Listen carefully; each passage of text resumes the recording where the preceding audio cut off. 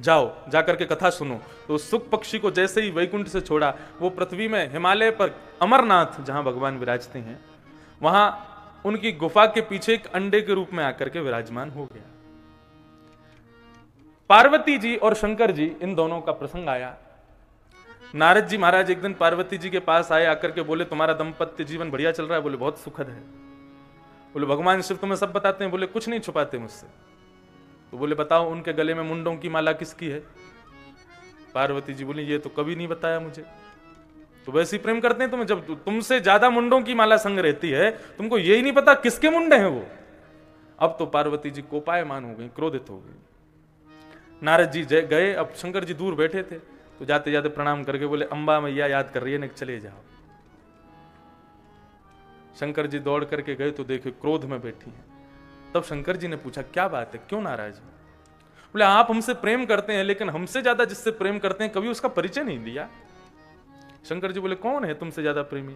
बोले मुंडों की माला जो निरंतर आपके कंठ में रहती है, किसके मुंड हैं ये? तब भगवान शिव ने बताया, बोले देवी ये वाला जो है ये सती है, तुम्हारा ही पूर्व अवतार, ये उससे भी पूर्व अवतार, ये उससे भी पूर्व अवतार। हर बार तुम्हारे विविध रूप धारण करके तुम आती हो, तुमसे हमारा ब्याह होता है, हम अमर बन के यहीं रहते हैं, तुमको जाना पड़ता है तो तुम्हारे मुंडों को ही हम माला बना करके पहन लेते हैं। अरे तुम ही हो और कोई नहीं है। तब पार्वती जी ने जिज्ञासा की कि मैं भी नहीं जाना चाहती, आपके साथ निरंतर सर्वदा मुझे भी रहना है। बोले उसके लिए अमर कथा सुननी पड़ेगी। बोले सुनाइए। तो वहीं अमरनाथ, वहां पर भगवान शिव विराजे हैं चट्टान पर, सामने बैठी हैं पार्वती और भगवान शिव वहां कथा सुना रहे हैं भागवत के। आपको पता गोपाल सहस्त्रनाम किसने गाया? भगवान शिव ने गाया। श्री राधा सहस्त्रनाम किसने गाया? राधा कृपा कटाक्ष स्तोत्र किसने गाया? भगवान शिव ने गाया। राधा कृष्ण के स्वरूप के सबसे बड़े उपासक यदि कोई है तो भगवान केदारनाथ है। हमारे ब्रज के अनेक श्री किशोरी जी के, ठाकुर जी के स्तोत्रों की रचना स्वयं शंकर जी ने की है। कथा सुनानी प्रारंभ की, पार्वती जी को बोला देखो हम आंख बंद करके कथा सुनाएंगे, और आपकी हमारी तरह नहीं 2 बजे शुरू हुई 5:30 पूरी हो गई, 24 घंटे कथा चलती थी। हम आंख बंद करके सुनाएंगे, तुम उपस्थित होकर सुन रही हो ये हमको पता लगे, उसके लिए हर 2 मिनट में ओम ओम ऐसे उच्चारण करती रहना। ठीक है। अब कथा प्रारंभ हुई तो पीछे का अंडा जो था वो फूट गया, उसमें से सुकाचार्य श्री सुखदेव जी बाहर आ गए और वे पीछे व्यासपीठ के बैठ करके आंख बंद करके श्रवण कर रहे हैं संपूर्ण कथा को शंकर जी से। पार्वती जी ओम शब्द का उच्चारण कर रही थी। 6वें दिन की कथा प्रारंभ हुई और जैसे ही रास पंचाध्यायी कहना शुरू किया और रास की भूमिका में ब्रज की समस्त गोपांगनाएं भगवान के साथ रास विहार कर रही हैं, इस प्रसंग को जैसे ही पार्वती जी ने सुना तो पार्वती जी देहाभिमान से शून्य हो गई। शरीर तो वहीं बैठा था, लेकिन आत्मा से वे भी वृंदावन में गोपियों के स्वरूप के झुंड के मध्य में पहुंच के कृष्ण के साथ रास करने लगी। और स्थिति हो गई कि जो ओम शब्द का उच्चारण वो कर रही थी वो बंद हो गया। तो भयभीत होकर के वो सुख पक्षी ने देखा कि अरे ये तो समाधि में चली गई, अब कहीं इनके चक्कर में कथा ना रुक जाए। तो उनके स्वर में उस सुख पक्षी ने ओम कहना शुरू कर दिया। सप्ताह कथा पूरी हुई। सप्ताह कथा पूरी होते ही जय जयकार हुई। जय जयकार की ध्वनि सुन के पार्वती जी के नेत्र खुले और खुलते ही प्रणाम करके बोली रास के बाद क्या हुआ वो स्वरूप सुनाइए ना, रास की महिमा तो अति अद्भुत थी। बोले देवी तुम अभी रास में ही हो, हमारी तो कथा पूरी हो गई। बोले हम तो समाधिस्थ हो गए थे, हम तो रास बिहार में प्रवेश कर गए थे। बोले तुम रास में प्रवेश कर गई थी तो फिर ओम शब्द कौन बोल रहा था? तभी त्रिशूल उठाया, ताम्रवर्ण हो गया भगवान शिव का स्वरूप। बोले किसने ब्रह्म विद्या की चोरी की है? मेरी बिना आज्ञा के कथा में कौन आया है? तभी पीछे देखा तो शिला के पीछे एक छोटा सा सुख पक्षी बैठा है। शंकर जी बोले ब्रह्म विद्या को सन्मुख बैठ करके सुनना चाहिए। देखो इसको अन्यथा मत लेना, लेकिन श्रीमद् भागवत आदि पुराणों की चर्चा सुनने की कई विधि हैं। क्या विधि? एक तो सन्मुख, व्यास के सन्मुख बैठो। दूसरी विधि एक आसन पर बैठो। तीसरी विधि मेरुदंड सीधा करके बैठो। तीसरी विधि ना कुछ खाओ ना कुछ पियो, 4 घंटा कम से कम एक व्रत से एक आसन से सुनो। और चौथी विधि नहीं बताऊंगा मैं, चौथी विधि है नीचे बैठ के सुनो। तो जो लोग नीचे बैठे हैं वो खूब बढ़िया अच्छा है, लेकिन फिर घूम फिर वही बात आ जाती है, तस्मात केनाप्य उपाय न, किसी भी उपाय से सुनो, लेकिन कथा सुनो, चाहे पौड़ के सुनो, पीछे बिस्तर डाल के सुनो, पड़े पड़े सुनो, चाय पी के सुनो। कई जगह कथाओं में खूब भीड़ होती, दिखाई देता नहीं है, लेकिन उनको लगता है मुझे कोई नहीं दिख रहा, लेकिन मुझे सब दिख रहे हैं पीछे तक।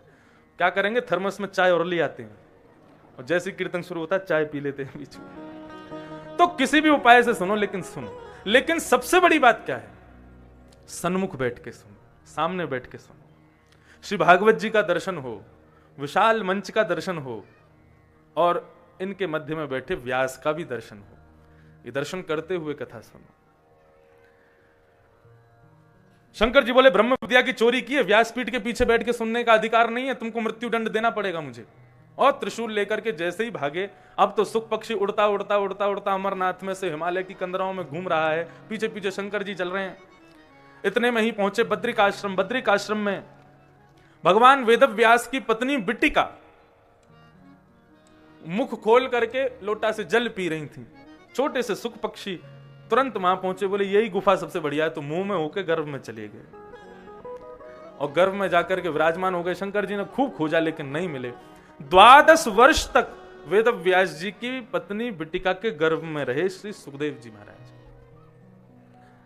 12 वर्ष बाद उन्होंने क्या, 12 वर्ष तक केवल पचाते रहे जो शंकर जी से सुनी थी कथा, उसका मनन चिंतन कर रहे हैं। यहां पे आदमी एक कथा नहीं पचाते, दूसरी कथा करवा भी लेते हैं। इसलिए क्या करना चाहिए, बोले प्रत्येक कथा को आपने 4 घंटा कथा सुनी तो उसको 6 घंटा दो रोज, तभी कथा समझ में आएगी, नहीं तो नहीं आएगी। एक कथा सुन के जाओ और फिर जाकर के उसका मनन चिंतन करो, क्या श्रवण किया, उसका क्या भाव था। अरे इतना धन का व्यय होता है कथा कराने में, इतने खर्चे होते हैं, लेकिन उस खर्चे का आपको फायदा कब होगा, जब सुनी गई कथा को अच्छे से अपने हृदयांगित कर लोगे, नहीं तो इस कथा का कोई रूप आपको प्राप्त नहीं होगा। श्री वेदव्यास जी महाराज को जाकर के बिट्टिका ने कहा कि मेरे गर्भ में से मुझको श्लोकों की ध्वनि आती है, ना जाने कौन है भीतर। वेदव्यास जी ने मंत्र दृष्टि से देखा तो अंदर विराजमान सुखदेव जी का उनको दर्शन हुआ। प्रार्थना की, हे बालक तुम बाहर पधारो, मां को कष्ट हो रहा है, जल्दी पधारो। सुखदेव जी ने कहा हम नहीं आएंगे बाहर। बोले बाहर माया है, यदि बाहर आया तो सब मुझे पकड़ लेंगे। ब्याह करने की इच्छा होगी, घर बसाने की इच्छा होगी, व्यापार करने की इच्छा होगी, यही तो माया है। और इस माया में पड़ गया तो भगवत विमुख हो जाऊंगा मैं। मुझे नहीं आना बाहर, मैं यहीं ठीक हूं, एकांतवासा, झगड़ा ना झांसा। और यदि आप चाहते हो कि मैं आपकी पत्नी के गर्भ को छोड़ के चला जाऊं, उनको कष्ट हो रहा है, तो भगवान नारायण से कहो कि वे आकर के मुझे वरदान दें, मुझे वचन दें कि मुझे माया नहीं सताएगी, तो मैं जन्म लूंगा। वेदव्यास जी ने भगवत प्रार्थना की, तब भगवान प्रकट हुए, मां के गर्भ में ही प्रकट हो गए और कहा कि तुम्हारा जन्म माया में पड़ने के लिए नहीं है, माया से लोगों को बचाने के लिए हो रहा है, जाओ जन्म लो। तब श्री सुखदेव जी महाराज का प्रादुर्भाव हुआ।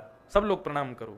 यम प्रव्रजन्तमनुपेत मपेत कृत्यम द्वैपायनो विरह कातर आजुहाव पुत्रेति तन्मयतया तरवो विनेदो तम सर्वभूत हृदयम मुनिमानतोष। कैसे हैं? बोले जन्म लेते ही वन की ओर चल दिए, मुड़ के भी नहीं देख रहे कि मेरी मां कौन है, मेरे पिता कौन है। अपेत कृत्य, जिनका नामकरण संस्कार भी नहीं हुआ है, ऐसे श्री सुखदेव जी जन्म लेते ही वन की ओर जाने लगे। पिता श्री वेदव्यास जी हे पुत्र कह करके पीछे दौड़ रहे हैं, लेकिन पीछे मुड़ करके नहीं देखा। ऐसे श्री सुखदेव जी को हम प्रणाम करते हैं। तो वेदव्यास जी अब सोच रहे हैं मैंने भागवत लिखी, इसको घर घर में जन जन तक पहुंचाने के लिए अपने पुत्र का सहारा लूं मैं, लेकिन कैसे करूं, वो तो निर्गुण निराकार ब्रह्म की समाधि में बैठा है हिमालय पर, कैसे बुलाया जाए। तब वेदव्यास जी ने वो तरीका अपनाया जो आजकल माता पिता भी अपनाते हैं अपने बालकों को प्रभावित करने के लिए। जैसे अभी सर्दी का समय है, आपके यहां पता नहीं बनते कि नहीं, हमारे यहां पर चूरमा के लड्डू बनते हैं। चूरमा के लड्डू बनेंगे, देसी घी के लड्डू बनेंगे। कौन बनाएगी? मां बनाएंगी, ताई जी बनाएंगी, सब लोग घर में बैठ के बनाती हैं। और सब कुछ बनाने के बाद सबसे पहले वो लड्डू चखाया किसको जाता है? बच्चे को चखाया, इधर आ, इसको चाक के देख कैसा बना है।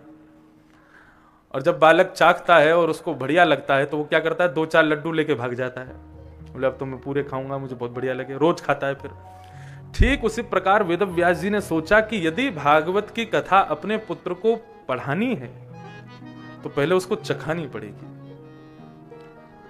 क्योंकि वो निर्गुण निराकार। अब देखो, निर्गुण निराकार ब्रह्म और सगुण साकार भगवान, इन दोनों में अंतर क्या है समझो।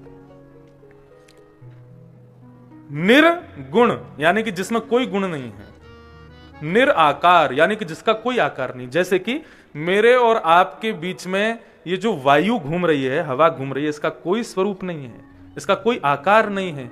यही निर्गुण निराकार ब्रह्म है। हम जिससे जी रहे हैं, हम जिस पर जी रहे हैं, जिसकी वजह से जी रहे हैं, उसको कहते हैं निर्गुण निराकार ब्रह्म। वो सब जगह है, everywhere and all the time, हर समय और हर जगह, उसको कहते हैं निर्गुण निराकार। वो भी मेरे बगल में भी बैठे हैं, यहां पर भी बैठे हैं, आगे भी बैठे हैं, पीछे भी बैठे हैं। जित देखूं उतित श्याममयी है, इसको कहते हैं निर्गुण निराकार ब्रह्म। एक प्रकार से और समझो, पानी, जब वो पानी है तो वो निर्गुण निराकार है। उसी को फ्रीजर में रख दो तो वो बर्फ बन गया, वो क्या होगा? बोले सगुण साकार। ठीक उसी प्रकार निर्गुण निराकार ब्रह्म यत्र तत्र सर्वत्र है। लेकिन श्रीमद् भागवत के द्वारा जब भक्ति रूपी फ्रीजर हमारे पास आ जाता है तो हम उस निर्गुण निराकार ब्रह्म को ही सगुण साकार कर देते हैं और उसको प्रकट कर देते हैं। जैसे हमारे वृंदावन में आओ, स्वामी श्री हरिदास जी महाराज ने अपने भजन के बल से, अपने कीर्तन के बल से त्रिभंग ललित श्री बांके बिहारी जी को प्रकट किया। श्री गोपाल भट्ट गोस्वामी जी ने श्री राधारमण लाल को प्रकट किया। हित हरिवंश महाप्रभु ने श्री राधा वल्लभ लाल जी को प्रकट किया। पुंडलीक ने श्री विट्ठल भगवान को प्रकट किया। इसी प्रकार हम आप सब वैष्णव जन भी जब भक्ति के ओतप्रोत हो जाते हैं तो इस निर्गुण निराकार ब्रह्म से ही सगुण साकार को प्रकट कर देते हैं। अपनी दृष्टि, अपने मनोभाव के अनुसार भगवान को प्रकट करते हैं। तो ये निर्गुण मतलब जिसका कोई रूप नहीं होता। हिमालय पर निर्गुण निराकार का भजन कर रहे थे श्री सुखदेव जी महाराज, तभी श्री वेद व्यास जी ने अपने छोटे छोटे बटुक ब्रह्मचारियों को, जो उनके यहां पढ़ते थे, उनको भागवत जी के वेणु गीत का, भगवान के स्वरूप का एक सुंदर श्लोक याद कराया। बरहा पीडम नटवर वपुः कर्णयो कर्णकारम विभ्रदवासः कनक कपिसं वैजयन्तीं च माला रन्ध्रान् वेणुवधर सुधया पूरयन् गोपवृन्दैः वृंदारण्यम स्वपदरमणं प्राविशत गीत कीर्ति। मैंने एक दिन इस श्लोक का भाव बताया था। ठाकुर जी ने मोर मुकुट धारण किया है, 2 कान है लेकिन कुंडल एक ही पहना है, गले में वैजंती माला पहनी है। ठाकुर जी अपने निरावृत चरणों से ब्रजमंडल में प्रवेश कर रहे हैं। इस श्लोक का गान जब बालक करने लगे तो निर्गुण निराकार ब्रह्म का ध्यान धर रहे सुखदेव जी के कानों से जैसे ही ये श्लोक गया तो हृदय में भगवान का बाल स्वरूप प्रकट हो गया और उस स्वरूप को देख करके विचलित हो गए, व्यथित हो गए श्री शुकाचार्य जी, और उस गूंजने वाले श्लोक को खोजने लगे, कहां से आ रही है ये ध्वनि। जैसे ही उन बालकों का पता लगा, दौड़ करके सुखदेव जी गए और कहा कि भैया ये श्लोक कहां से सुना रहे हो, कहां से लाए हो, इस श्लोक में दिखने वाला वो नन्ना सा बालक कौन है? बोले नंद नंदन यशोदानंदन योगेश्वर कृष्ण है। बोले मुझे कहां मिलेंगे, इनके बारे में और जानकारी कहां मिलेगी? बोले हमारे गुरु जी के पास 18,000 श्लोक हैं ऐसे। बोले मुझे भी ले चलो अपने गुरु के पास। जैसे ही सुखदेव जी को लेकर के आए, ब्रह्म नदी के तट पर उस आश्रम को देखा, सुखदेव जी नृत्य करने लगे। बोले ये तो मेरे पिता हैं। अरे मैंने इनके स्वरूप को नहीं जाना, मुझे इनसे मांगना नहीं पड़ेगा, मैं पुत्र हूं, मुझे तो इनकी संपत्ति का अधिकार है, अब मुझे भागवत प्राप्त होगी। तब श्री शुकाचार्य जी वेदव्यास जी के पास आए और उन्होंने संपूर्ण भागवत का ज्ञान प्राप्त किया। और वही सुखदेव जी संपूर्ण भागवत का अध्ययन करने के बाद एक प्यासे को वही भागवत पिलाने जाते हैं। गंगा के तट पर एक प्यासा बैठा है, जिसकी प्यास गंगा जल से नहीं बुझ सकती, उसको पिलाने के लिए श्री सुखदेव जी पहुंचे। कौन है वो प्यासा? परीक्षित। सौनकादि ऋषियों ने कहा सूत जी ये परीक्षित कौन है? सुखदेव जी के बारे में तो आपने बताया, अब परीक्षित के बारे में बताओ। तब यहां से महाभारत की कथा शुरू होती है। बहुत ध्यान से सुनिएगा।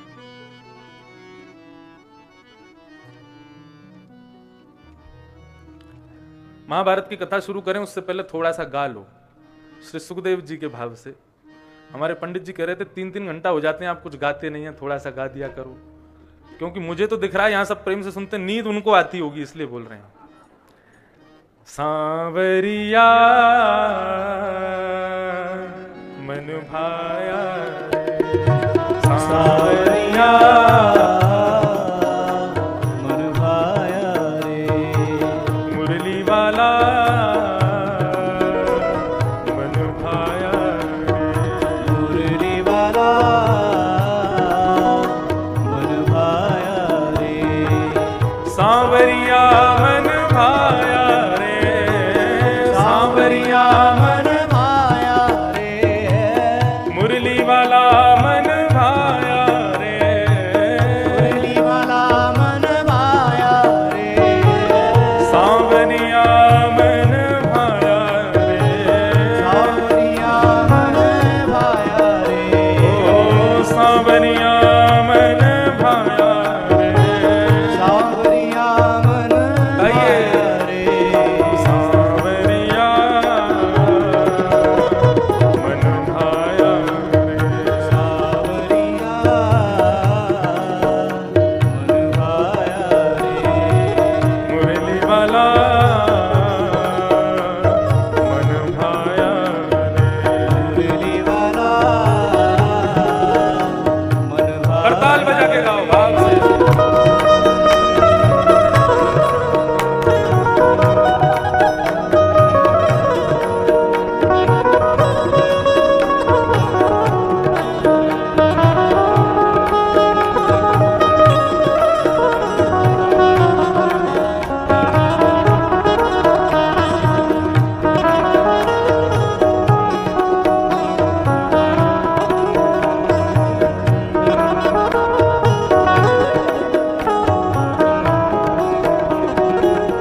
देश में ढूंढा विदेश में ढूंढा,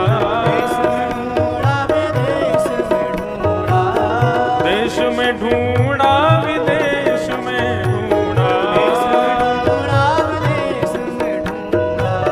देश में ढूंढा विदेश में ढूंढा, देश में ढूंढा विदेश में ढूंढा, देश में ढूंढा विदेश में ढूंढा, हृदय बीच समाया रे, ओ तो हृदय बीच समाया रे। कितना सुंदर भाव है। लोग देश में ढूंढ रहे हैं, विदेश में ढूंढ रहे हैं, गुफाओं में ढूंढ रहे हैं, पर्वतों पे ढूंढ रहे हैं, क्या क्या नहीं करते भगवान को खोजने के लिए। लेकिन भगवान स्वयं अपना परिचय देते हैं गीता में। अर्जुन से कहते हैं, अर्जुन ईश्वरः सर्वभूतानां हृदय से अर्जुन तिष्ठति। हृदय में रहते हैं भगवान, सब जगह ढूंढते हैं, अपने अंदर कभी नहीं ढूंढते। हृदय बीच समाया रे, ओ तो हृदय बीच समाया रे। आइए। सांवरिया मन भाया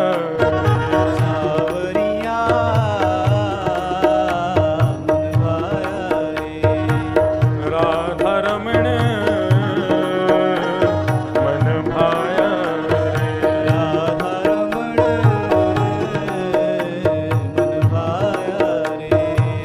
राधा रमण मन भाया रे,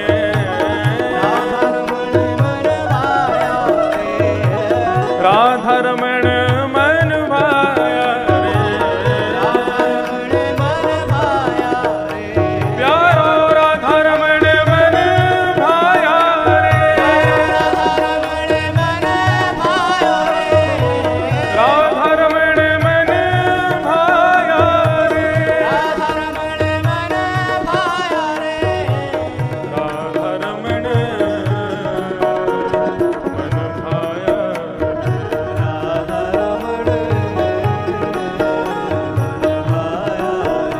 जाकी रही भावना जैसी प्रभु मूरत देखी तिन तैसी। जिसकी भावना जैसी होती भगवान उसको वैसे दिखाई देते हैं।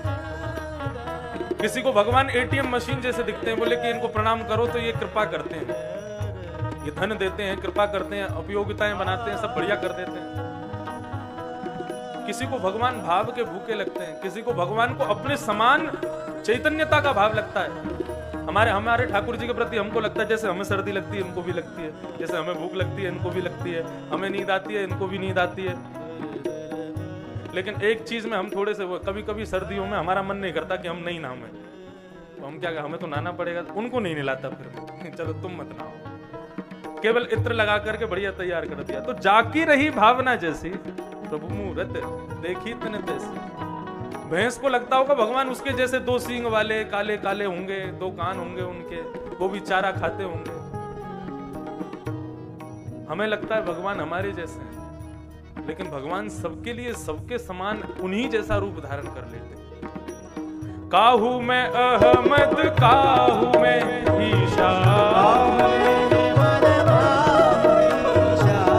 काहू में अहमद काहू में ईशा, काहू में अहमद काहू में ईशा, काहू में अहमद काहू में ईशा, काहू में राम समाया रे, काहू में राम समाया रे, काहू में कृष्ण समाया रे, काहू में कृष्ण समाया रे, काहू में बुद्ध समाया रे, काहू में बुद्ध समाया रे, काहू में राम समाया रे, काहू में राम समाया रे, सांवरिया मन भाया रे,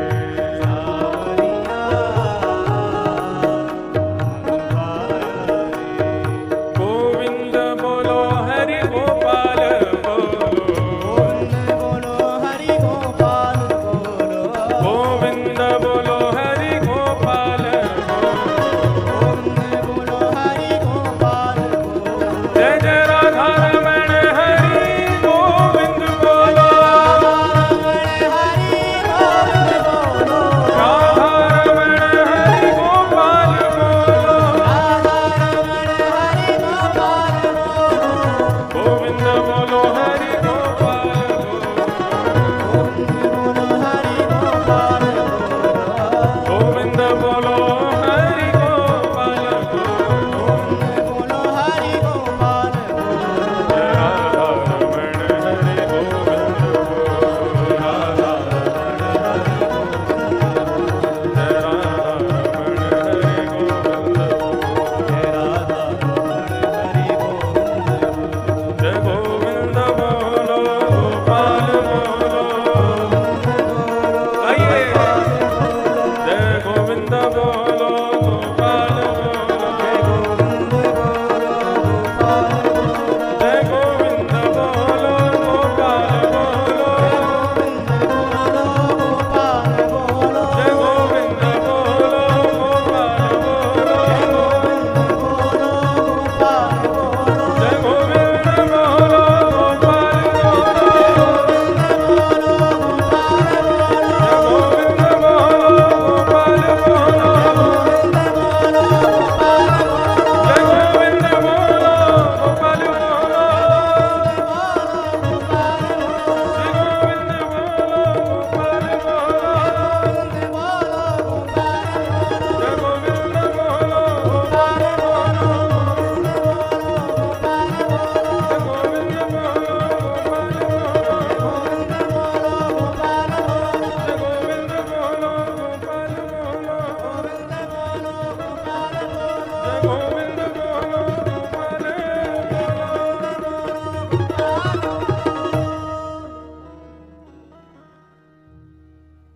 सो ही सुहागन प्रिय जाहि रीझ हैं। ठाकुर जी जिससे रीझ जाएं उसके हृदय में विराजते हैं। शुकाचार्य जी से रीझ गए तो उनके हृदय में एक श्लोक के माध्यम से पहुंच करके विराज गए और उनको भागवत के सबसे बड़े प्रखर विद्वान वक्ता के रूप में चयन किया। सुखदेव जी ने यही कथा परीक्षित जी को सुनाई तो प्रश्न आया ये परीक्षित कौन है, और यहां से महाभारत का प्रसंग शुरू होता है। बहुत ध्यान से सुनिएगा। महाभारत का उपसंहार, अंतिम क्षण भागवत में यहां से शुरू है। परीक्षित कौन है? सूत जी बोले परीक्षित का परिचय कोई ऐसा विशिष्ट तो नहीं है, लेकिन वक्षे कृष्ण कथोदयम, परीक्षित का परिचय देने में कृष्ण कथा शुरू हो जाएगी, इसलिए मैं परीक्षित का परिचय देता हूं। कौन है? इन्होंने ऐसा क्या किया कि इनको 7 दिन में मरने का श्राप लगा, इनको 7 दिन कथा सुननी पड़ी। पूरी कथा हम लोग आइए सुनते हैं। कौन है परीक्षित? तो यदा मृधे कौरव सृंजयाना वीरस्वतो वीरगतिं गतेषु ब्रकोदरा विग्धगदा भृगनो रुदंडे धृतराष्ट्रपुत्रे।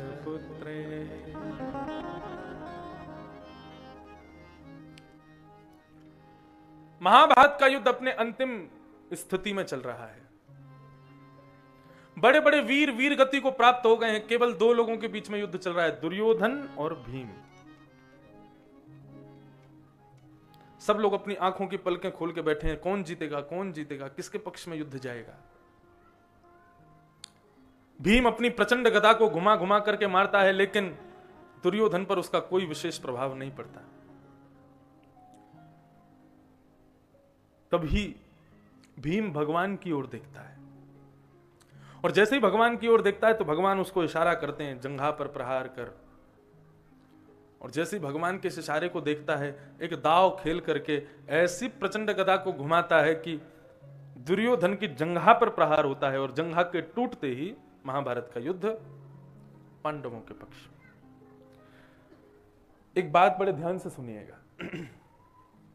श्रीमद् भागवत के 11 स्कंद में एक प्रसंग आता है, और वो प्रसंग हम लोगों को बहुत कुछ सिखाएगा, इसलिए मैं उसको अभी कह रहा हूं। ये भीम ने भगवान की ओर देखा, ये प्रक्रिया वहीं से प्रारंभ हुई थी। द्वारिकाधीश द्वारिका में बैठे थे, तभी उनके पास में 2 निमंत्रण पत्र आए एक साथ। एक निमंत्रण पत्र तो आया, हस्तिनापुर में समस्त पांडव अश्वमेध यज्ञ कर रहे हैं, उसमें भगवान को पहुंचना है यज्ञ में। और नीचे युधिष्ठिर जी ने लिखा था, कम से कम 25,000 राजकुमारों को अपने साथ लेकर के आइएगा। भगवान सोचने लगे 25,000 राजकुमार कहां से आएंगे। इतने में ही दूसरा निमंत्रण पत्र आया। ये एक महामंत्री लेकर के आया कि मगध नरेश, बिहार के राजा जरासंध, यानी कि आपके मामा के ससुर जी, भगवान के मामा कंस के ससुर जी जरासंध ने अपने यहां पर 20,000 राजकुमारों को बंदी बना करके रखा है। उन 20,000 राजकुमारों ने आपसे विनती की है कि आप उनको जाकर के मुक्त करो। भगवान ने दोनों पत्रों को एक साथ देखा और कहा कि काम बन गया। जरासंध के यहां जाएंगे, जरासंध को मार के वहां से राजाओं को मुक्त करके और सीधे हस्तिनापुर में अश्वमेध यज्ञ में पहुंचेंगे। भगवान ने भीम और अर्जुन दोनों को बुलाया, बोले दोनों आ जाओ, दोनों मेरे साथ चलना तुम लोग। कहां? जरासंध के पास। भगवान रूप बदल करके गए। इसने 17 बार चढ़ाई की थी मथुरा पर जरासंध ने, और भगवान ने 17 बार हरा दिया था। 18वीं बार जब जरासंध आया तो भगवान रण छोड़ करके द्वारिका भाग गए, क्योंकि ब्राह्मणों की सेना लेके आया था। हर बार राक्षसों की सेना लेके आता था तो भगवान सबको मार देते थे, इसको छोड़ देते थे। दाऊ दादा से कहते सबको मारो और इसको छोड़ दो। बोले क्यों? बोले इसको छोड़ते जाएंगे बदला लेने की भावना से और राक्षसों को इकट्ठा करके लाएगा, सबको मारते रहेंगे। लेकिन बार बार हारने के बाद में जरासंध ने कहा कैसे हराया जाए। तब किसी ने कहा तुम्हारा कृष्ण शत्रु जो है ये ब्राह्मण गौ प्रेमी है। अब की बार अपनी सेना में राक्षसों को नहीं, वेद पाठी कर्मकांडी ब्राह्मणों को लेकर के जाना, और हाथ में शस्त्र नहीं शास्त्रों को लेकर के जाना। फिर देखना तुम्हारा कृष्ण लड़ने की जगह भाग जाएगा। ठीक है, अब तो भगवान सुबह सुबह तैयार हो गए, जरासंध सेना लेकर के आ रहा है। तभी भगवान ने देखा अरे राम ये कौन आए?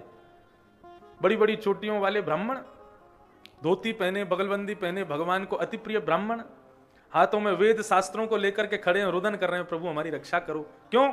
बोले इसने कहा है यदि मैं इस बार हार गया तो इसकी जो सेना हर बार युद्ध में आती थी वो हम सबके घर पर हमारे बालकों और पत्नियों के ऊपर तलवार लेके खड़े, यदि इस बार जरासंध हारा तो सबको मार देगा। भगवान बोले और जीतने के लिए क्या कहा? बोले जीत गया तो हमको इतना धन देगा कि हमको कहीं जाने की जरूरत नहीं। भगवान बोले ठीक है। तो युद्ध तो क्या, युद्ध मैदान में खड़े खड़े ठाकुर जी ने बलराम जी का हाथ पकड़ा और एक पर्वत पर चढ़ करके वहां से छलांग मार करके रण छोड़ के भाग गए। लड़े ही नहीं, युद्ध ही नहीं किया। इसलिए आज भी आप लोग द्वारिका जाएंगे तो द्वारिका में आज भी कीर्तन किया जाता है, द्वारिका मां कौन छे? तब कहेंगे राजा रण छोड़ छे। कौन राजा? बोले रण छोड़ राजा बैठा है यहां पर। ये जरासंध की वजह से रण छोड़ बने थे। तो भगवान ने कहा भैया हम तो रण छोड़ के भागे तो अपने वास्तविक रूप में नहीं जाएंगे, रूप बदल के जाएंगे। और तब से जरासंध का एक नियम बन गया, क्या ब्राह्मणों की वजह से जीता ना, तो वो सुबह सुबह खड़ा हो जाता है और ब्राह्मणों को मुंह मांगा वरदान देता है, जो मांगोगे सो दूंगा। उन्हीं ब्राह्मणों की कतार में भगवान कृष्ण, भीम और अर्जुन, ये तीनों भी ब्राह्मण बन करके गए। और जैसे ही जरासंध के सामने पहुंचे, जरासंध ने प्रणाम किया, पैर प्रक्षालन किए, पैर धोए, अभिषेक किया पैरों का और कहा जय हो भूदेव, आज्ञा करें, मैं आपकी क्या सेवा करूं, क्या दूं आपको? भगवान बोले युद्ध, युद्ध चाहिए तुमसे। जरासंध खड़ा होकर के पहले तो खूब हंसा और फिर अपने सिंहासन पर बैठ करके कहता है कि इतने ब्राह्मणों के बीच में रहता हूं मैं, इस बात को दावे से कह सकता हूं कि ब्राह्मण दुनिया की कोई भी वस्तु मांग लेगा लेकिन युद्ध कभी नहीं मांग सकता। युद्ध तो केवल क्षत्रिय के रग में होता है। आप निश्चित ही क्षत्रिय हैं, मैं कुछ नहीं कहूंगा, अपना रूप दिखाइए, कौन है आप? आपने युद्ध मांगा, ब्राह्मण के रूप में मांगा, युद्ध तो मिलेगा, लेकिन पहले देखूं तो सही कौन हो। तब भगवान ने अपना मुख दिखाया। जरासंध बोलता है भगोड़ों के संग नहीं लड़ता मैं, रण छोड़ के भाग गए थे, अब युद्ध करने आए हो? हाँ भाई तुम दिखाओ। अर्जुन ने अपना मुख दिखाया, बोले बच्चों के संग भी नहीं लड़ता मैं, तुम अभी छोटे हो मेरे आगे। 10,000 हाथियों का बल था जरासंध में, साधारण नहीं था वो। अब अकेला बचा भीम। भीम के हाथ पांव कांपे। भगवान बोले घबरा मत, तू मुख दिखा। जैसे ही भीम ने अपना रूप दिखाया, बोले हाँ इससे करूंगा मैं युद्ध। भीम बोला ये होलिका का सीताफल में ही बन गया। भगवान बोले चिंता क्यों करता है, मैं हूं ना तेरे साथ। अब तो महाराज उसने कह दिया कि रात्रि होते ही तुम लोग मेरे मेहमान हो, तुम्हारी खूब खातिरदारी करूंगा, लेकिन सूर्य उदय होते ही तुम लोग मेरे शत्रु हो। रात्रि में खूब 56 भोग पवाए, सब बढ़िया से हो गया, रणभूमि तैयार हो गई। अकेला भीम और जरासंध दोनों का युद्ध होगा। प्रातःकाल सूर्य उदय हुआ, भगवान ने भीम को उठाया, भीम जल्दी उठो, नहा धो के तैयार हो जाओ, युद्ध करने जाना है। भीम युद्ध करने के लिए पहुंचा। भीम में भी कंबल नहीं था, अद्भुत बलशाली था भीम। भीम अपने पूरी शक्तियों का, बल का प्रयोग करते हुए मुष्टिक बना करके जैसे ही प्रहार करता, जरासंध खड़ा ही रहता, उस पर कोई असर नहीं। और जरासंध केवल अपने एक पंजे का प्रहार करता, भीम को 2 पटक लग जाती वहीं पर। फिर उठता, फिर लड़ता, जरासंध उठा उठा के फेंकता उसको, पूरे दिन पीटता भीम को। और भगवान और अर्जुन एक कोने में बैठे, कभी केला खा रहे हैं, कभी रसगुल्ला खा रहे हैं, कभी आनंद ले रहे हैं। रात्रि में भीम बेचारा अपने मल्लम पट्टी करता हुआ, अपने सिकाई करता हुआ बैठा रहता। भगवान और अर्जुन दोनों पूरे दिन पा ही रहे हैं, कुछ ना कुछ खाते ही जा रहे हैं। बोला मैं इतना पिट रहा हूं और तुम लोगों को यहाँ भोजन मिल रहा है, बढ़िया 56 भोग खा रहे हो, अरे मेरे पे तो ध्यान दो थोड़ा। तब भगवान ने उसको कहा भीम तू युद्ध तो करता है, लेकिन अपने उस युद्ध के मध्य में कभी भी मेरी ओर दृष्टि नहीं डालता। अरे अपने युद्ध के बीच में कभी कभी मेरी ओर देख लिया कर। भागवत के सिद्धांत के अनुसार इस बात को समझिएगा। ये जरासंध कौन है? जरासंध है कर्म, हम जो करते हैं। और भीम कौन है? भीम है हम सब जीवात्मा।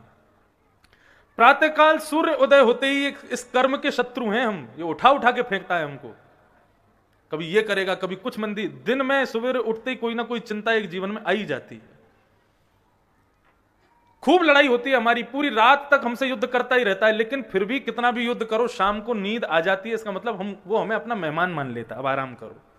लेकिन वो सुबह का इंतजार करता है, तुम सुबह उठे नहीं, नहा धो के तैयार हुए नहीं, वो फिर से आक्रमण कर देगा। तो भगवान कहते हैं कर्म से जीवात्मा की लड़ाई चलती रहेगी, लेकिन यदि जीतना चाहते हो तो बीच बीच में मेरी ओर देख लिया करो। बीच बीच में मैं कोई जिताने नहीं आऊंगा, लेकिन हां जीतने के लिए बल जरूर प्रदान करूंगा। ये भागवत की कथा, गीता के उपदेश, रामायण की कथाएं, ये सब क्या है? ये हमारे जीवन से कभी दुख को दूर नहीं करेंगी, लेकिन उस दुख से लड़ा कैसे जाए, उस दुख को जूझा कैसे जाए, उनके सूत्र जरूर बता देंगे। भगवान ने भीम को कहा कल मेरी ओर देखना, तब युद्ध करना हुआ। ठीक है, अब दूसरे दिन लड़ाई शुरू हुई। महाराज भीम ने फिर जरासंध ने उठा उठा के फेंकना शुरू किया, तो भीम ने भगवान की ओर देखा। जैसे ही भगवान की ओर देखा तो भगवान ने एक वहां पत्ता था, उस पत्ते को तोड़ के बीच से अलग कर दिया। भीम समझ गया, बोले कि इसको तो भैया बीच से चीरना पड़ेगा, भगवान आज्ञा कर रहे हैं। ऐसा दांव खेला कि जरासंध के दोनों पैरों के बीच में भीम पहुंच गया और अपने बलशाली भुजाओं से उसके चरणों को पकड़ करके और जोर से जैसे खींचा है, बीच से जरासंध अलग हो गया। और जैसे ही अलग हुआ, मर गया। अब तो महाराज भीम प्रसन्न हो गया, अपनी भुजा उठाने लगा, मैं जीत गया, मैं जीत गया, मैं जीत गया। भगवान उसकी ओर देख रहे थे, बोले पीछे देख। जैसे ही पीछे देखा तो फिर से मुष्टिक तैयार करके और जरासंध खड़ा था, फिर मारने शुरू कर दिया उसने। पिट पिटा के शाम को आया, भगवान के पास आया, बोले कि मैंने तो आज आपको देखा था, फिर भी हार गया। बोले मेरे को देखा तो था, लेकिन किस भावना से देखा था? जीतने की भावना से देखा था। मानव कर्म से युद्ध करता है, लेकिन उसी मध्य में यदि भगवत दर्शन करने जाता है तो किस लिए जाता? टेकरी हनुमान किस लिए गए थे? बोले अपना काम बनवाने के लिए गए थे। बिना किसी कामना के भगवत दर्शन नहीं करते क्या हम लोग? अरे हमारे घर पर भी यदि कोई अपनी काम बनवाने के लिए बार बार आता है ना, तो एक बार को हम भी द्वारपालों से कहते हैं कल को आवे तो उसको भगा देना यहां से। रोज आ जाता है हमारे घर पे, हमारा ये काम करवा दो, हमारा वो काम करवा दो, इतना रुपया दे दो, इतना ब्याज दे दो, इतना ये दे दो। ऐसे ही भगवान के पास भी तुम बिना सब कामों के लिए ही जाओगे तो भगवान भी खड़े हैं मूर्ति की तरह, देखेंगे नहीं तुम्हारी तरफ। अकाम, बिना किसी कामना के। यही बात भीम को बोले, बिना किसी कामना के मुझे देख, फिर देख क्या होगा।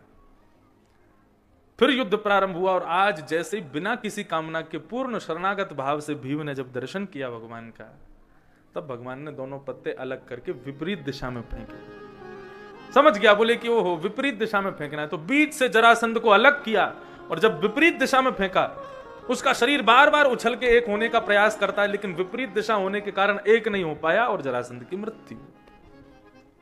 अब की बार उसने विजय पर अपनी भुजा नहीं उठाई, साष्टांग लेट करके भगवान को प्रणाम किया। कर्म से कभी जीत नहीं पाओगे बंधुओं। ये कर्म, इसने भगवान के पिताजी को नहीं छोड़ा, दशरथ जी को भी घूम फिर के पहुंच ही गया। बोले तुमने एक अंधे माता पिता के पुत्र को मारा, तुम भी ऐसे ही पुत्र वियोग में मारे जाओगे। ये कर्म ने भगवान के पिताजी को नहीं छोड़ा, तो हमको छोड़ेगा? ये कभी नहीं छोड़ेगा। कर्म प्रधान विश्व रचि राखा, जो जस करहि सो तस फल चाखा। चखना पड़ेगा तुमको, तो क्या करो? बोले केवल भगवत स्मरण करो। तो भगवत स्मृति क्या है? कृष्ण स्मृति सर्व विपद विमोक्षणम। सारी विपत्तियां तो आएंगी, लेकिन उन विपत्तियों की जो पीड़ा है उससे मुक्ति मिलती है कृष्ण का स्मरण करने से, भगवत सन्निधि पाने से। श्री गांधी जी अपने जीवन चरित्र में लिखते हैं कि जब भी उनके दिमाग में भयंकर टेंशन होती थी तो वो क्या करते थे? बोले एकांत में बैठ करके, और गीता जी को ऐसा नहीं, शुरू से कहीं से भी गीता को खोल देते थे, जो पन्ना खुल जाए उसी को पढ़ते थे। और यही नियम है गीता का। गीता का अनुष्ठान वेद पाठ अगर आप लोगों ने संकल्प से किया है तो बात अलग है, बाकी गीता कैसी होनी चाहिए उसको साथ ही रखो। कभी भी कहीं जा रहे हो, खाली बैठे हो, गीता को कहीं से भी खोल कर पढ़ना शुरू कर दो। गीता का दूसरा नियम क्या है? दूसरा नियम यह है कि जहां पर भी भगवान कहते हैं हे अर्जुन, हे धनंजय, हे पार्थ, वहां से धनंजय, अर्जुन, पार्थ तीनों हटा दो। मेरा नाम इंद्रेश, हे इंद्रेश तुम ऐसा करो, तुम ऐसा करो, तुम ऐसा करो। तीसरा नियम गीता का, परिस्थिति अर्जुन की क्या है कि उसको युद्ध नहीं करना है। वो कह रहा है कि ये सब मेरे अपने, मैं इनको नहीं मारूंगा।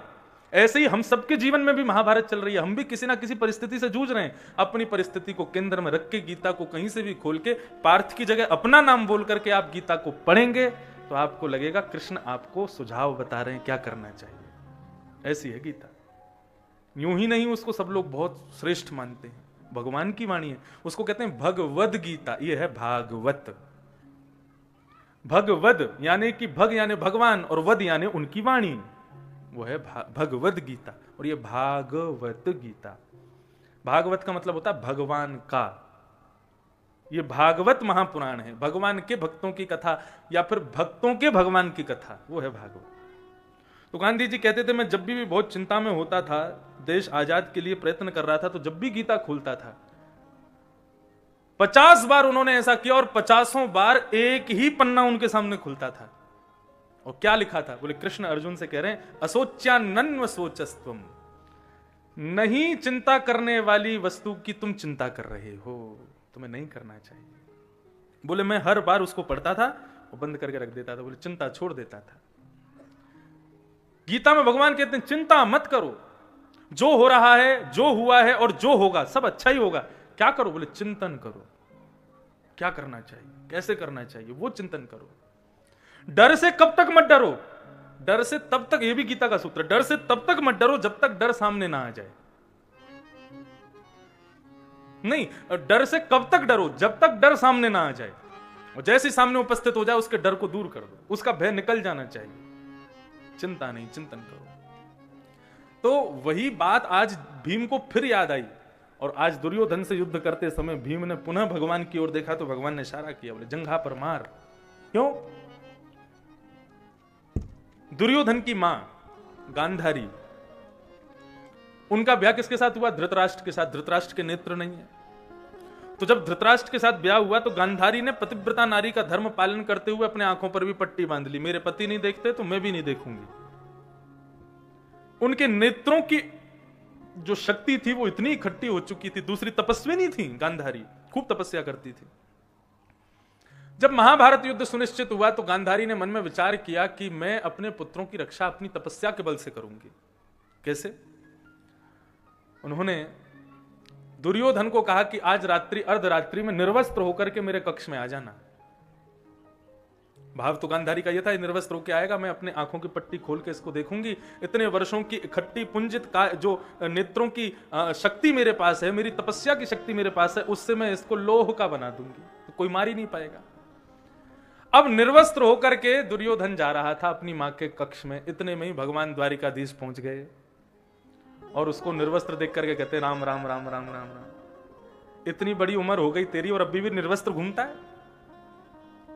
अब तो वो छुपाने लगा अपना बदन, बोले मुझसे मां ने कहा था। बोले मां ने कहा था निर्वस्त्र होके आना, इसका मतलब वस्त्र मत पहनना, तूने तो सब कुछ उतार दिया। अरे कुछ नहीं तो कॉपीन तो पहन ले। बोले अब कहां से कॉपीन लाऊं? तो वहां केले का एक पेड़ लगा था, भगवान ने उसका पत्ता तोड़ के दे दिया। बोले ले इसको पहन ले, कटी भाग तो ढक ले कम से कम। ऐसे ही जब कटी भाग को ढक करके और दुर्योधन पहुंचा, गांधारी ने कहा बेटा आ गए? बोले हाँ मां आ गया। बोले निर्वस्त्र होके आए? बोले हाँ जी निर्वस्त्र होके आया।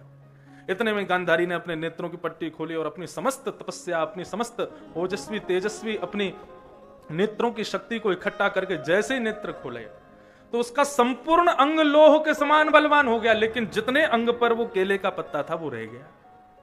गांधारी बोली अरे मूर्ख, ये क्या किया तू, निर्वस्त्र होके क्यों नहीं आया?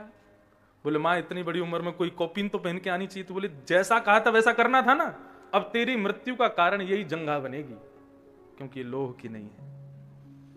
और आज जब महाभारत युद्ध में अंतिम समय चल रहा था तब भगवान ने इशारा किया भीम को, बोले यहां मार तभी मरेगा ये।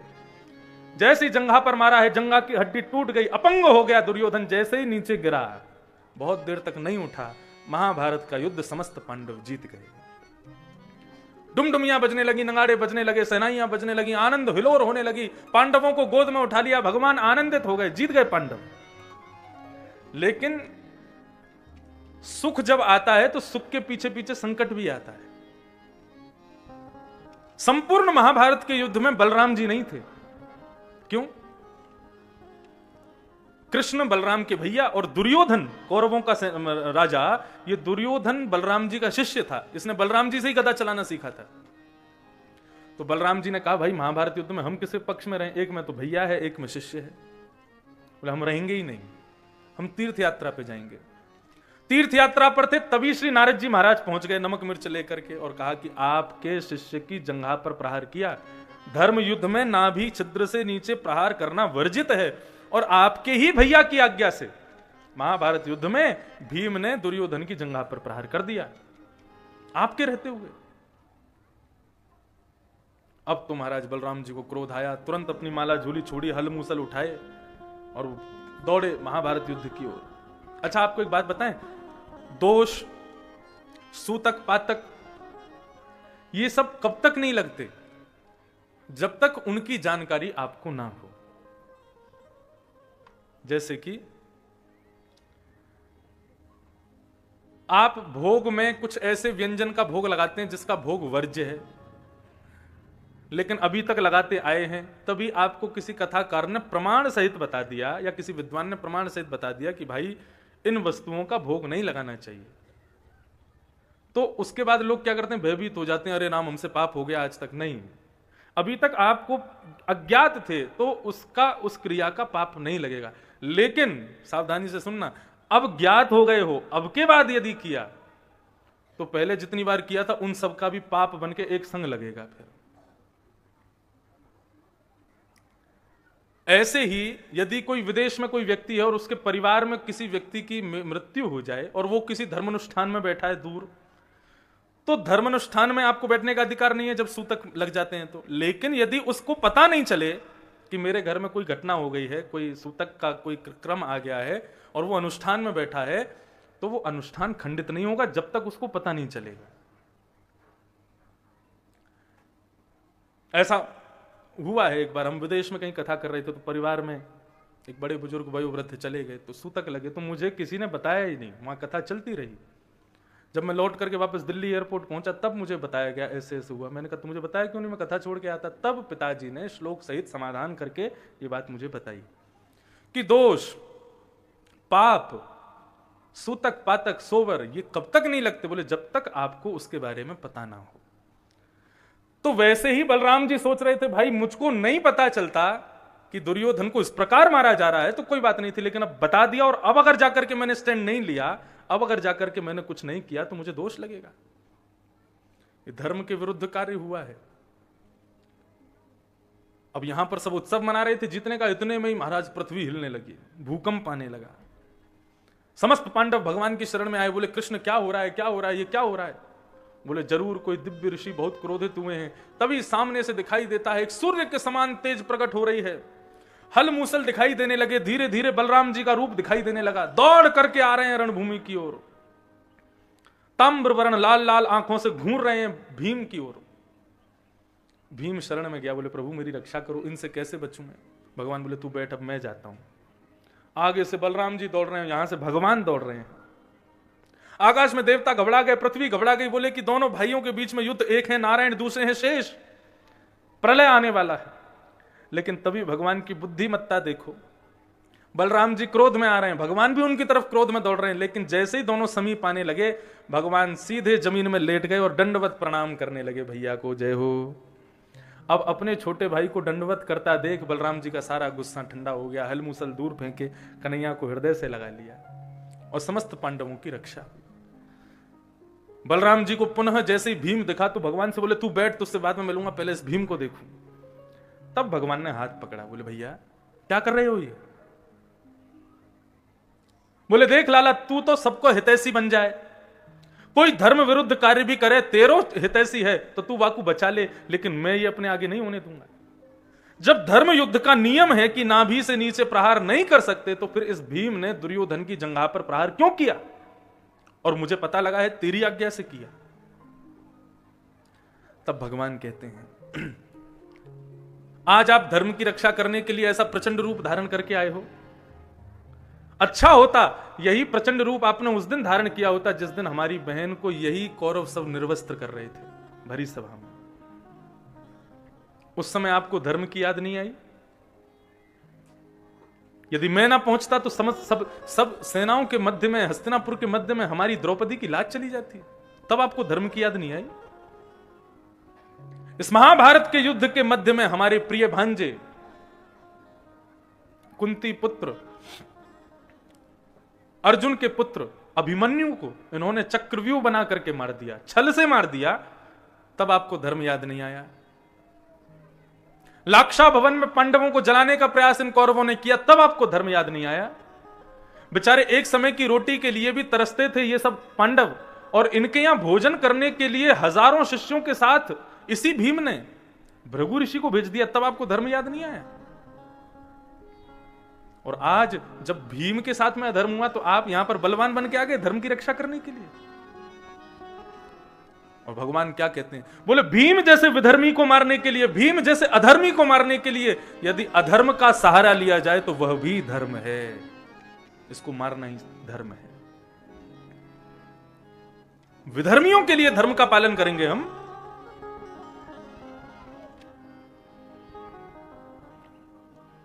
भगवान की उस बात को सुनकर के श्री बलराम जी महाराज के नेत्र सजल हो गए और क्षमा मांगने लगे, क्षमा करो।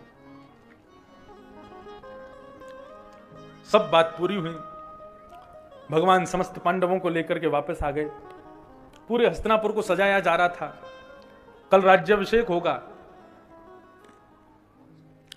रणभूमि में अभी भी अपंग होकर के पड़ा है कौन? दुर्योधन, मरा नहीं है अभी। इतने में ही गुरुपुत्र अश्वत्थामा गए और जाकर के कहा कि दुर्योधन मुझे आज्ञा करो, मैं क्या करूं? बोले आज्ञा एक ही है, पांचों को मार दो। बोले कैसे मारूं? जिस प्रकार इन्होंने अधर्म से मुझे मारा है, तुम भी सोते हुए पांचों को मार दो। अधर्म से ही मार दो, विधर्म से ही मार दो। सोते हुए 5 पांडवों को मारने की इच्छा अश्वत्थामा के हृदय में प्रकट हुई। इसके पीछे भी एक कथा है। क्या कथा है? बोले दुर्योधन ने कहा कि 5 को अधर्म से मार दो। तब अश्वत्थामा एक वृक्ष के नीचे लेटा था। उस वृक्ष के ऊपर कोयल का घोंसला था, कौवे और कोयल के बच्चे सोए थे। इतने में ही अश्वत्थामा क्या देखता है, एक उल्लू आता है और उल्लू आकर के उन सोते हुए बालकों को मार देता है और मार करके भाग जाता है और कौवा और उसके कोयल दोनों रोने लगते हैं। अश्वत्थामा तब कहता है हाँ ये प्रक्रिया ठीक है, ये जागते हुए पांडवों को तो नहीं मार सकते हम, क्योंकि कृष्ण भी साथ रहते हैं। सोते हुए तो ये सब अलग अलग शिविर में सोते हैं, सोते हुए इनको मार सकता हूं मैं। उल्लू का सबसे बड़ा शत्रु होता है कौवा। वो आज भी जहां उल्लू बहुत ज्यादा होते हैं वहां कौवा नहीं मिलेंगे। क्यों? बचपन में पंचतंत्र की कथा पढ़ते थे, चाचा चौधरी की कथा, पंचतंत्र की कथा, उनमें ही कथा आती थी। पक्षियों का राजा कौन है? पक्षियों का राजा है गरुण, भगवान का वाहन। अनेक वर्षों तक गरुण जी वाहन राजा रहे पक्षियों के, लेकिन एक दिन पक्षियों ने आपस में मीटिंग की। बोले हमारा राजा बहुत व्यस्त रहता है, हमको कभी समय ही नहीं देता, वो 24 घंटा भगवान के पास रहता है, क्या करें? बोले राजा बदल दो। बोले किसको राजा बनाए? बोले आज तक तो राजा हमारा नारायण का वाहन था, अब राजा बनाओ लक्ष्मी के वाहन को। लक्ष्मी का वाहन कौन? उल्लू। बोले उसी को अपना राजा बनाओ। जैसे ही लक्ष्मी को वाहन को उल्लू बनाने की प्रस्ताव रखा, सबने राजी कर दिया। अब तो महाराज तीर्थों का जल मंगाया गया, कुओं का जल मंगाया गया, बढ़िया व्यवस्था की जा रही है। क्यों? राज्याभिषेक होगा किसका? बोले उल्लू का। तो पक्षियों की श्रेणी में सबसे पिछड़े पक्षी होते हैं कौवा, इनको कोई नहीं सुनता। तो जैसे ही राज्याभिषेक शुरू होने वाला था तो सारे कौवे कहने लगे, बोले महाराज हमारी कोई सुनेगा तो नहीं, लेकिन हमको भी अपनी बात कहने का अधिकार है, पक्षी तो हम भी हैं। बोले हाँ बोलो। बोले हम ऐसा मानते हैं कि राजा जो है वो नेत्रहीन नहीं होना चाहिए, अंधा राजा नहीं होना चाहिए। बोले कहां है अंधा? आंख तो होती है उल्लू के। बोले नहीं, इसको सवेरे दिखाई नहीं देता, जब हम लोगों को दिखेगा तब इसको नहीं दिखेगा, और जब हम लोगों को दिखना बंद होगा तब इसको दिखेगा। बोले तुम कहना क्या चाहते हो? बोले मैं कहना ये चाहता हूं, जब इसको दिखेगा नहीं तो ये कुछ खाएगा नहीं, और जब रात में हम लोगों को दिखना बंद होगा तब इसको दिखेगा, तो भूख लगेगी तो किसको खाएगा? हमको ही मार के खा जाएगा। बोले ऐसा राजा नहीं बनाना चाहिए जो हमारा ही वध कर दे। सब लोगों ने कहा भाई कौवे की बात में दम है, और उन्होंने उल्लू को सिंहासन से उतार दिया। बोले जाओ तुम राजा नहीं बनोगे। तब से उल्लू का सबसे बड़ा शत्रु कौन है? कौवा। बोले इसने मुझको राजा नहीं बनने दिया।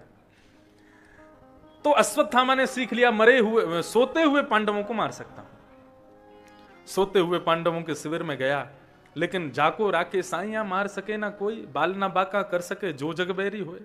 भगवान को पता चला जैसे ही कि अश्वत्थामा आने वाला है, तुरंत 5 पांडवों को वहां से किसी प्रलोभन से उठा करके भगवान अपने साथ ले गए। लेकिन द्रौपदी के 5 पुत्र सोए थे। अश्वत्थामा ने जाकर के उन 5 का सर धड़ से अलग कर दिया, अंधेरे के कारण दिखाई नहीं दिया। उन 5 के सर को एक वस्त्र में बांध करके और दुर्योधन को दिखाने ले गया। दुर्योधन के सामने जाकर के 5 के सर दिखाए। जैसे ही प्रकाश करके देखा दुर्योधन ने, तो समझ गया। बोले कि अरे ये 5 पांडव नहीं है, द्रौपदी के 5 पुत्र हैं। ये तूने क्या कर दिया अश्वत्थामा? तेने तो पूरा हमारा वंश ही नष्ट कर दिया। प्रातःकाल का समय हुआ,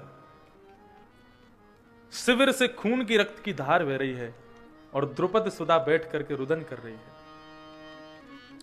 अर्जुन प्रतिज्ञा ले रहे हैं, द्रौपदी तू रो मत, मैं वचन देता हूं जिसने भी हमारे इन 5 पुत्रों को मारा है उसको जीवित नहीं छोड़ूंगा मैं। भगवान के रथ पर आरूढ़ होकर के सीधे अश्वत्थामा के शिविर की ओर जाने लगे। अश्वत्थामा, कृतवर्मा यही तो बचे थे।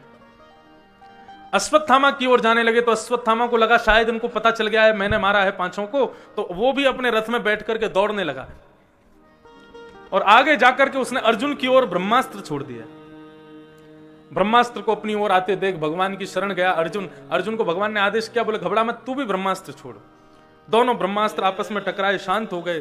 दौड़ करके अर्जुन ने उसके रथ को पकड़ लिया, अश्वत्थामा के केश पकड़ करके नीचे उतार लिया, उसके हाथों को अपने रथ के चक्के से बांध दिया और घसीटते हुए ले जा रहा है हस्तिनापुर।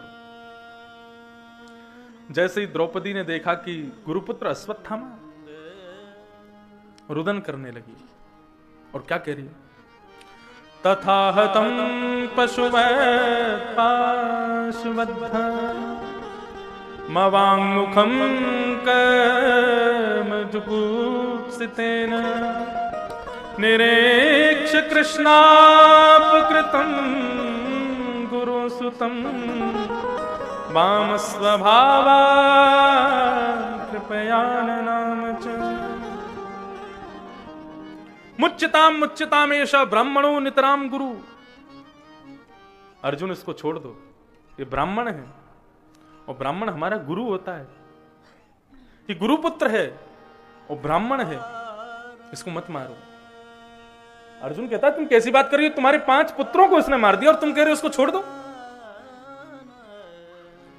द्रौपदी कहती है मैं अनुभव से बोल रही हूं। कैसा अनुभव? बोले पुत्रों के मरने का जो कष्ट होता है उसके अनुभव से बोल रही हूं। यदि इसको मार दोगे तो इसकी मां को भी वही पीड़ा होगी जो मुझे हो रही है। मुझे जो पीड़ा हो रही है वो मैं क्यों किसी और मां को दूं, इसको मत मारो। अर्जुन कहने लगा मैं तो नहीं छोड़ूंगा। तो बोले ठीक है इसको मार दो, लेकिन शर्त है अर्जुन, इसको मारने के बाद मेरे 5 पुत्र जीवित हो जाने चाहिए। क्या होंगे? नहीं हो पाएंगे। तो फिर क्यों मार रहे हो? मत मारो। ब्रह्म हत्या का दोष अपने ऊपर मत लो, इसको छोड़ दो। सबसे पूछा अर्जुन ने, सबने पृथक पृथक बातें कही। अंत में भगवान से पूछा तो भगवान ने तो विचित्र ही उत्तर दिया। भगवान क्या कह रहे हैं? अर्जुन, कुंती तुम्हारी, द्रौपदी तुम्हारी पत्नी है, इसकी बात तुमको माननी चाहिए। लेकिन भीम कह रहे हैं कि तूने छोड़ दिया तो वो मार देगा, तो उसकी बात भी मानो। युधिष्ठिर तुम्हारे बड़े भैया हैं, उन्होंने मना किया है मत मारो, तो उनकी बात मानो। लेकिन प्रजा कह रही है मारो मारो मारो, तो प्रजा की बात का भी मान तो रखना चाहिए। और मुझसे यदि पूछ रहे हो तो भैया मैं यही कहूंगा, ब्राह्मण कैसा भी क्यों ना हो उसको मारना नहीं चाहिए, और बालकों को मारने वाला कोई भी क्यों ना हो उसको छोड़ना नहीं चाहिए। और अंत में क्या कहते हैं? तुमने भी तो प्रतिज्ञा ली है कि तुम जीवित नहीं छोड़ोगे। क्षत्रिय अपनी प्रतिज्ञा को पूरा नहीं करता तो 2000 वर्ष के लिए नरक जाना पड़ता है। अब कर लो जो तुम्हारे मन में आवे। अर्जुन बोला आधा पागल मैं पहले से ही था, पूरा पागल आप कर दोगे मेरे को। ये कोई निर्णय होता है? मार भी दो, छोड़ भी दो, छोड़ भी दो, मार भी दो, ये कोई निर्णय नहीं है। बंधुओं देखो, एक बात बिल्कुल सावधानी से सुनना, सब लोग इधर देखो। भगवान जब भी बोलते हैं तो उनकी बात आप चाहे गीता में पढ़ोगे चाहे, वो हमेशा पहेली जैसी बोलते हैं। भगवान सीधी बात कभी नहीं बोलते, सदैव एक उलझन जैसी छोड़ेंगे। अब सुलझाने का काम तुम्हारा। जिसके ऊपर गुरु कृपा होगी, जिसके ऊपर संत कृपा होगी, जिसके ऊपर सत्संग की कृपा होगी, वो भगवान की बात को 2 क्षण में समझ जाएगा क्या कह रहे हैं। भगवान की इस पूरी वार्ता को सुनकर के अर्जुन ने थोड़ी देर मौन धारण किया और समझ विचार करके उसने सीधी प्रतिक्रिया की है। कैसी प्रतिक्रिया? बोले भगवान कह रहे हैं ब्राह्मणों का हत्यारा कोई भी क्यों ना, बालकों का हत्यारा कोई भी क्यों ना हो उसको छोड़ना नहीं चाहिए। ब्राह्मण कोई भी क्यों ना हो उसको मारना नहीं चाहिए। मार भी दूं छोड़ भी दूं, इसका तात्पर्य क्या है? ओहो, भगवान कहना चाहते हैं यदि कोई प्रतिष्ठित व्यक्ति है, ब्राह्मण है, और यदि वो अपने द्वारा ऐसा धृष्ट कार्य करता है, बालकों की हत्या जैसा गलत काम करता है, तो क्या करो? बोले भरी सभा में उसका अपमान कर दो। ये अपमान मृत्यु से भी बड़ा दंड है। कलंक ये काग से भी काला है। अपमान ये मृत्यु से भी बड़ा दंड है। यदि भरी बाजार में यदि किसी ने थप्पड़ मार दिया तो 24 घंटा यही मन में लगा रहेगा, देख लूंगा, बदला लेके मानूंगा मैं। अपमान बहुत खराब है। समस्त हस्तिनापुर के सामने अर्जुन ने अश्वत्थामा का अपमान किया, अपमानित किया। कैसे? आधी मूंछ मोड़ दी उसकी, आधी दाढ़ी मोड़ दिए, आधे केश मोड़ के उसकी शिखा का छेदन कर दिया, चोटी काट दी, और ऐसा कुरूप बना करके उसको प्रजा के बीच में छोड़ दिया। क्या स्थिति हो रही है अश्वत्थामा की? एक एक क्षण उसको भारी पड़ रहा है। जिस गली से जाता है, जिस मोहल्ले से जाता है, सब उसको देख करके हंसते हैं, सब उसके ऊपर मजाक उड़ाते हैं, सब उसको गालियां देते हैं। यह मृत्यु से भी बड़ा दंड है। भगवान ने समस्त पांडवों के द्वारा अश्वत्थामा का ऐसा कृत्य करवाया। और पांडवों को लेकर के भगवान गंगा किनारे गए, अपने पितरों का पिंडदान करवाया। पिंडदान करते समय युधिष्ठिर को कुंती कहती है कि एक पिंड कर्ण के नाम से भी छोड़ो। युधिष्ठिर कहते हैं कर्ण के नाम का क्यों? ना हमारे कुल का, ना खानदान का, ना हमारे परिवार का। अरे वो तो क्षत्रिय भी नहीं था, तो फिर उसके नाम का पिंडदान क्यों करूं मैं? तब आज कुंती ने सच्चाई बताई, बोले तुम्हारा सगा भाई था कर्ण, मेरा ही पुत्र था।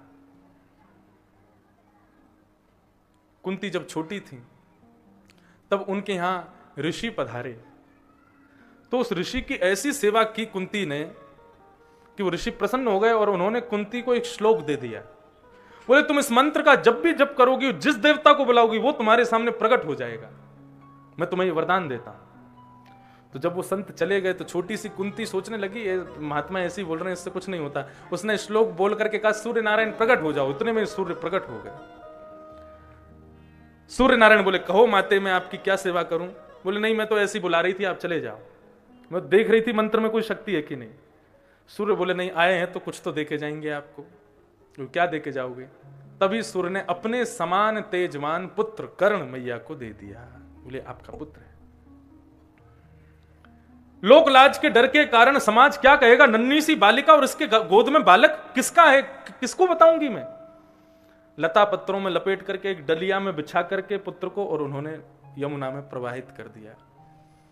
वही राधे नाम की एक कन्या ने उस बालक को देखा जिनके कोई संतान नहीं था, वो भी यमुना रोज स्नान करते थे, हमें कोई संतान हो जाए। इतने में ही डलिया में बहता हुआ एक छोटा सा बालक आया, उसी बालक को उन्होंने अपना लिया और वही बड़ा होकर के कौरवों का मित्र बन गया, दुर्योधन का मित्र बन गया। उसी का नाम है कर्ण।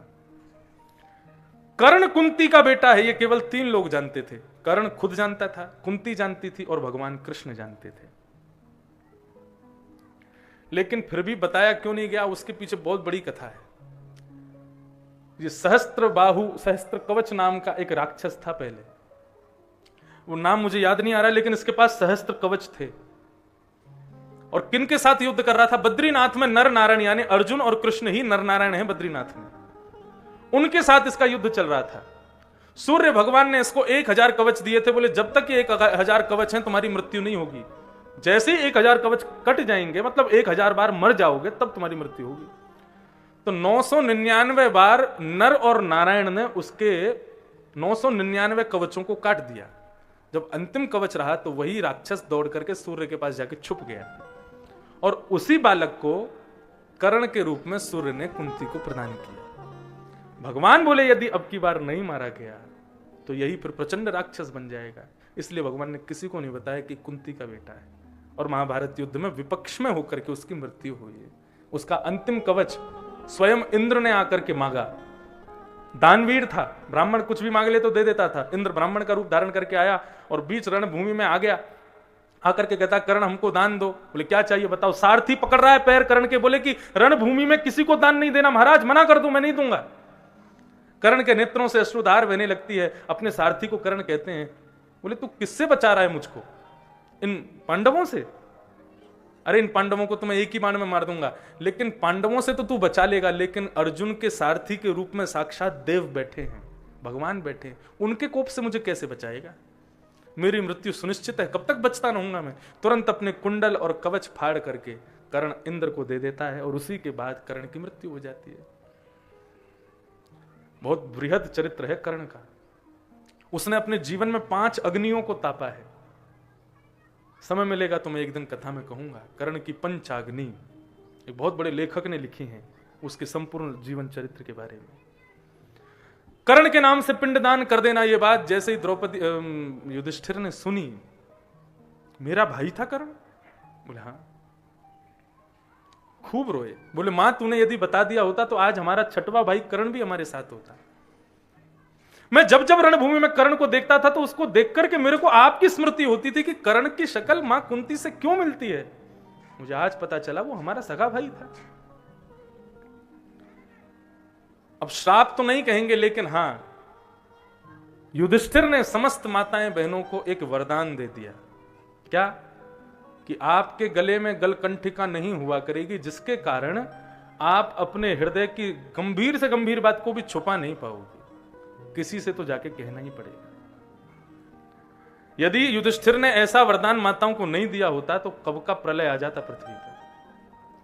बड़े बड़े घर के गंभीर विषय को भी माताएं नहीं तो अपने घुट घुट के, पुरुष अपने भीतर रख सकते हैं बात को। संपूर्ण जीवन 100 वर्ष तक ऐसा भी हो सकता है कि पुरुष कोई बात को ना कहे, लेकिन मां अपने अंदर नहीं रख सकती, उसको कहना ही पड़ेगा। किसी ना किसी से बोलेगी तभी उसका हृदय शांत होगा, नहीं तो नहीं होगा। चाहे बहन से कहे, बेटी से कहे, मित्र से कहे, रात में पति से कह दे, घर के नौकर से कह दे, किसी से भी कह दे, कहेगी जरूर। और कह के ये जरूर कह दे कि मैंने तुमको बता दिया, तुम किसी को मत बताना। तो मेरे हिसाब से तो ये वरदान है माताओं को, तो कुछ नहीं छुपा पाती। भगवान ने समस्त पांडवों को खुश कर दिया। अब भगवान बोले अब मुझे आज्ञा दो, मैं वापस द्वारिका जाऊं। सब कुछ हो गया।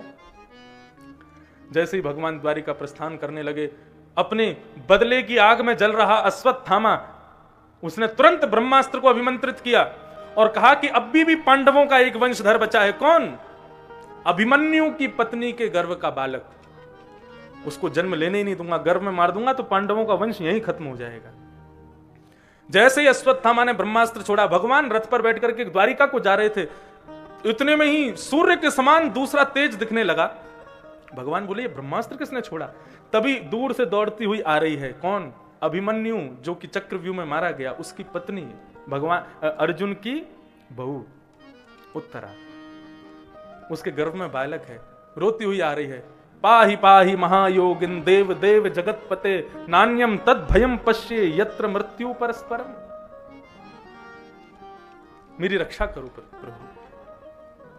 ये ब्रह्मास्त्र मेरे शिशु को मारने के लिए छोड़ा गया है अभिमन्यु अश्वत्थामा के द्वारा। आप मेरे बालक की रक्षा करो। भगवान एक रूप से बाहर खड़े हैं, दूसरे रूप से बहुत सूक्ष्म रूप धारण किया और उत्तरा की नासिका से गर्भ में प्रवेश करके भगवान ने अपने सुदर्शन, अपने गदा को इतनी तीव्र गति से घुमाया, इतनी तीव्र गति से घुमाया, उस बालक के चारों ओर गदा को घुमाने लगे। उस गदा के प्रभाव से अत्यंत बलशाली ब्रह्मास्त्र भी नष्ट हो गया, शांत हो गया और उस गर्भस्थ शिशु की रक्षा हो गई। यही गर्भ का बालक कौन है? परीक्षित। यही परीक्षित। इस दृश्य को किसने देखा? किसी ने नहीं देखा, केवल कुंती ने देखा, भगवान की भुआ ने देखा। श्री सूरदास जी महाराज एक पद गाते हैं, कभी भी जीवन में विपत्ति आवे, कभी भी जीवन में संकट आवे तो भगवान से यह नहीं कहना चाहिए कि आप इस संकट को दूर करो। क्या कहना चाहिए? श्री सूरदास जी का भाव है,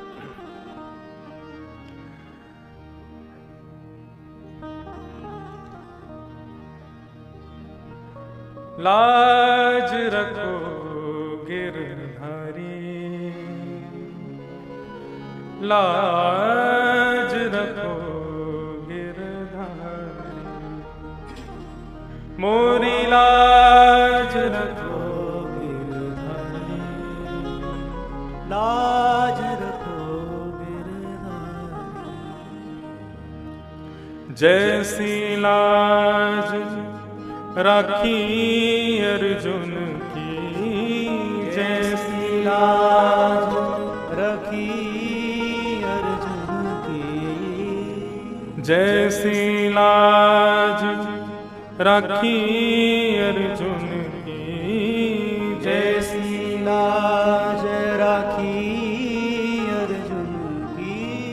भारत युद्ध मझारी, भारत युद्ध मझारी, सारथी हो के रथ को हांक्यो, सारथी हो के रथ को सारथी हो के रथ को हांक्यो, सारथी हो रथ को चक्र सुदर्शन धारी, लाज भक्त की एक न तारी, लाज रखो गिरधारी, लाज रखो गिरधारी, जैसी लाज राखी द्रौपदी की, जैसी लाज राखी द्रौपदी की, जैसी लाज राखी द्रौपदी की, जैसी लाज राखी द्रौपदी की, होन ना दीन उघारी, होन ना दीनी उगारी, खेचत खेचत दो भुज था क्यों, खेचत खेचत दो भुज थाके, खेचत खेचत दो भुज था क्यों, खेचत खेचत दो भुज थाके, दुशासन पचधारी,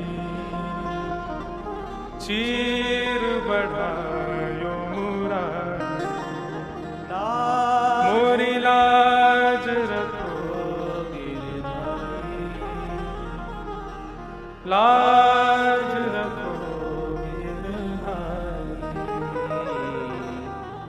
सूरदास की राखो लाज प्रभु, सूरदास की राखो लाज प्रभु, सूरदास की लाज रखो प्रभु, सूरदास की लाज राखो प्रभु, अब को है रखवारी,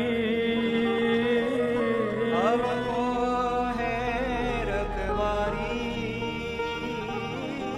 राधे राधे सुमिरो प्यारो, राधे राधे सुमिरो प्यारो, राधे राधे सुमिरो प्यारो, राधे राधे सुमिरो प्यारे, शरण में आयो तिहारी, मोरी लाज रखो गिरधारी, मोरी लाज रखो गिरधारी, लाज रखो गिरधारी, सूरदास की राखो लाज प्रभु, आपने सबकी लाज रखी है प्रभु, हमारे जीवन के संकटों को भी विपत्तियों को भी आप ही देखो कैसे होंगे तो। समर्पण का भाव क्या है कि अपनी जिम्मेदारी अपने ऊपर मत रखो। जिस प्रकार एक छोटा सा बालक होता है वो अपने मां के आश्रय में रहता है, भूख लगेगी तो मां खिलाएगी, प्यास लगेगी तो मां पिलाएगी, नींद आएगी तो मां ही सुलाएगी। ठीक वैसे ही भगवत समर्पण भी ठीक ऐसा ही होता है, सब कुछ भगवान को प्रदान कर। उत्तरा के गर्भस्थ शिशु की भगवान ने रक्षा की। इस दृश्य को कुंती ने देखा और भगवान रथ में बैठ करके जैसे ही द्वारिका को पुनः निकलने लगे तो कुंती ने आकर के घोड़े रोक लिए। और भगवान से आके कहती है अब बस बहुत हो गया, अब नहीं रह सकती मैं। बोले क्या हो गया बुआ, ऐसे क्यों कर रही हो? बोले कब तक छुपा करके रखूंगी अपने हृदय की भावना को, आज मैं तुमसे कुछ कहना चाहती हूं। बोले कहा, कहो क्या कहना चाहती हो? तब कुंती ने भगवान की स्तुति गाई कि नमस्ये पुरुषं पाद्यम ईश्वरं प्रकृते परम अलक्ष्यं सर्वभूतानां अंतर्बहिर्वस्थितम्। नमस्ये पुरुषं त्वाद्यम ईश्वरः प्रकृते परम। सावधानी से सुनिएगा, नमस्ये। भगवान की ओर देखकर के कुंती कहती है कि मानव भगवान को क्या दे सकता है? कुछ नहीं, केवल एक वस्तु, क्या? नमस्कार, बस। इसके अलावा वो जो भी भगवान को देता है वास्तव में भगवान ने ही उसको दिया है। धन दे रहे हो, प्रसाद दे रहे हो, माला दे रहे हो, मुकुट दे रहे हो, सोने का छत्र दे रहे हो, चांदी की वो दे रहे हो, ये सब किसने दिया आपको? किसकी कृपा से आया आपके पास? सब भगवान ने ही तो दिया। लेकिन अपना सर झुका करके दंडवत प्रणाम जो मानव भगवान के आगे करता है, केवल यही एकमात्र वस्तु है जो उसने अपनी दी है भगवान को, और वो कुछ नहीं दे सकता। अलक्ष्यम सर्वभूतानाम अंतर्बहिर्वस्थितम। हे प्रभु, आप सभी प्राणी मात्र के हृदय में निवास करते हैं और बाहर भी निवास करते हैं, लेकिन माया के कारण आप दिखते नहीं है। क्यों नहीं दिखते भगवान? तब दूसरे श्लोक में कुंती बता रही है भगवान कभी दिखते क्यों नहीं है? यत्र तत्र सर्वत्र, तो फिर दिखाई क्यों नहीं देते? तब कुंती कहती है कि माया जमनिका छन्न माज्ञादोक्षजमव्ययम् न लक्ष्यसे मूढ़दृशा नटो नाट्यधरो यथा। भगवान हमें दिखते क्यों नहीं है? सुन लीजिए सब लोग, कठपुतली का नृत्य देखा है कभी? नहीं देखा तो उसके बारे में सुना तो होगा। कभी राजस्थान जाओ तो देखना कठपुतली का नृत्य कैसे होता है। एक काला पर्दा होता है और वहां दो गुड्डा गुड़िया बैठे होते हैं। अचानक से वो खड़े होकर के नाचने लगते हैं, रोने लगते हैं, हंसने लगते हैं, बैठने लगते हैं, ब्याह कर लेते हैं, बालक भी हो जाते हैं, सब हमारे सामने दिखने लगता है। लेकिन वास्तव में क्या उस दिखने वाले गुड्डे गुड़िया में कोई प्राण है? नहीं है। कैसे नाचते हैं? बोले उसके शरीर का प्रत्येक अंग में धागा है, वो धागा हमको दिखाई नहीं देता। वो धागा इस प्रकार पीछे एक रॉड पे से पीछे जाता है और पीछे एक आदमी की उंगलियों में वो धागे होते हैं। वो अपनी उंगलियों को जैसे जैसे चलाता है वैसे वैसे वो करता है। जब उसको हंसाने का मन होता है तो हंसा भी देता है, जब उसको रुलाने का मन होता है रुला देता है, जब मारने का मन होता है मार देता है, सुलाने का मन होता है सुला देता है, उठाने का उठा देता है। कुंती कह रही है ठीक उसी प्रकार प्रत्येक जीवात्मा एक कठपुतली है और उसका प्रत्येक अंग भगवान की उंगलियों में बंधा हुआ है। भगवान जैसे चलाते हैं चलता है, जैसे सुलाते हैं सोता है, जैसे कराते हैं करता है, जो कराते हैं वो भगवान के द्वारा किया जाता है। भगवान क्यों नहीं दिखते? बोले जिस प्रकार कठपुतली और उस इंसान के बीच में एक काला पर्दा है, ऐसे ही भगवान और जीवात्मा के बीच में माया है। ये माया किसको कहते हैं? माया किसको कहते हैं? ये संसार के लुभावनी वस्तु सब माया है। हम कठपुतली तेरे हाथ की, हम कठपुतली तेरे हाथ की, हम कठपुतली तेरे हाथ की, हम कठपुतली तेरे हाथ की। चाहे तू जैसे नचाले मुरलिया वाले, चाहे तू जैसे नचाले मुरलिया वाले, चाहे तू जैसे नचाले मुरलिया वाले, चाहे तू जैसे नचाले मुरलिया वाले। जीवन है तेरे हवाले मुरलिया वाले, जीवन है तेरे हवाले मुरलिया वाले, जीवन है तेरे हवाले मुरलिया वाले, जीवन है तेरे हवाले मुरलिया वाले। आरे मुरलिया वाले, बारे मुरलिया वाले, हारे मुरलिया वाले, हारे मुरलिया वाले, आरे मुरलिया वाले, बारे मुरलिया वाले।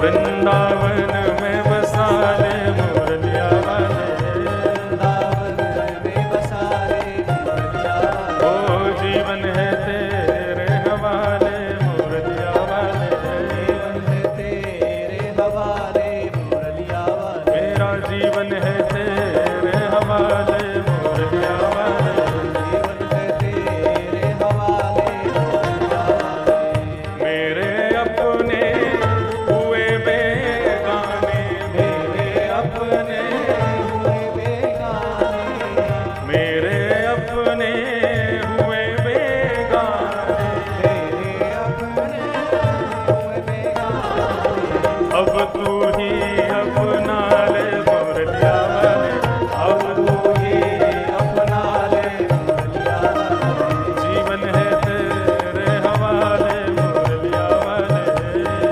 तेरे हवाले मुरलिया वाले,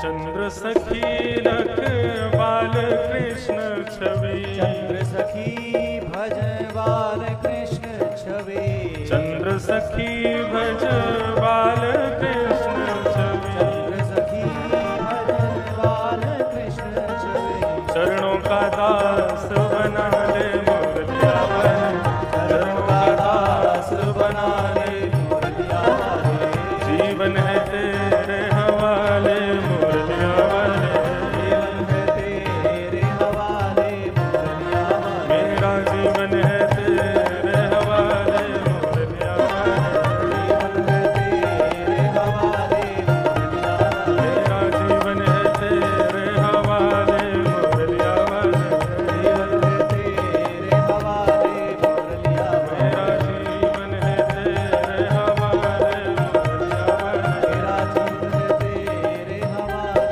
मुरलिया वाले। बोल बाल कृष्ण लाल की जय।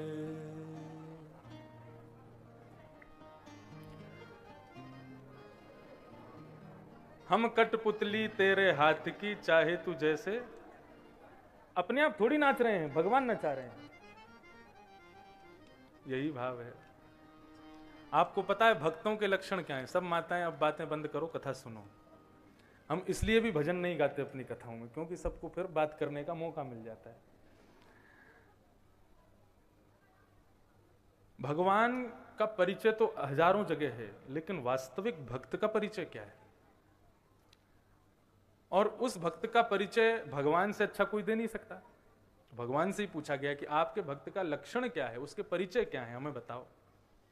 तो भगवान कह रहे हैं कि वागद्गदा द्रवते यश्च चित्तम रुदत्य भिक्षणम हसति क्वचिच्च विलज्ज उद्गायति नेत्यते च मद्भक्ति युक्तो भुवनं पुनातु।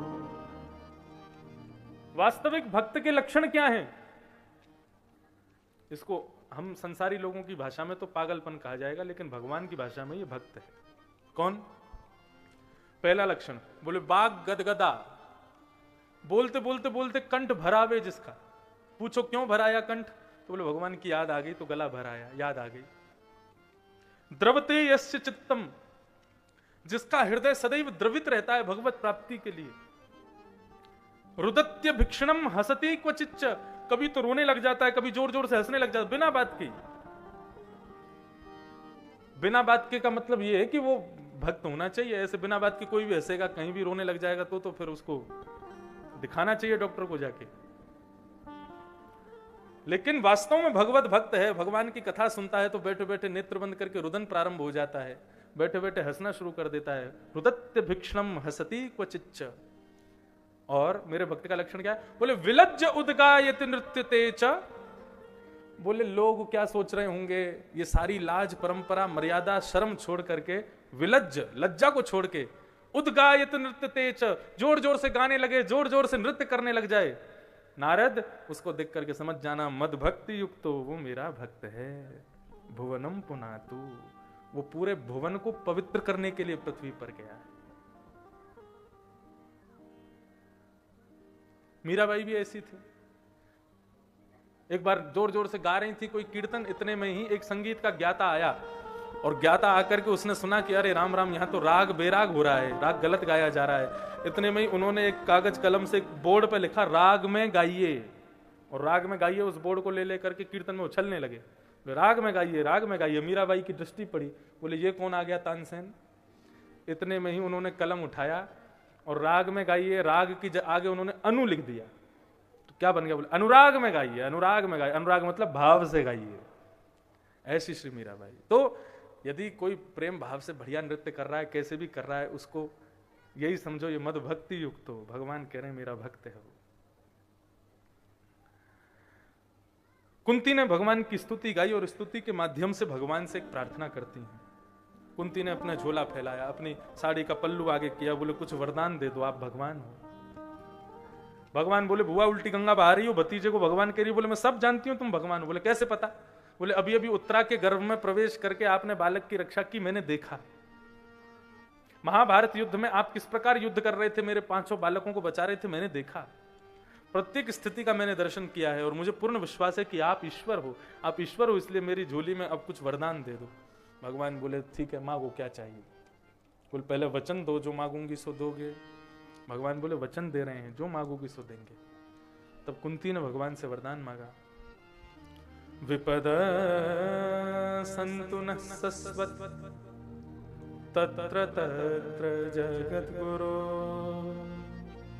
भवतो दर्शनं यत् स्यात् अपुनर्भव दर्शनम्।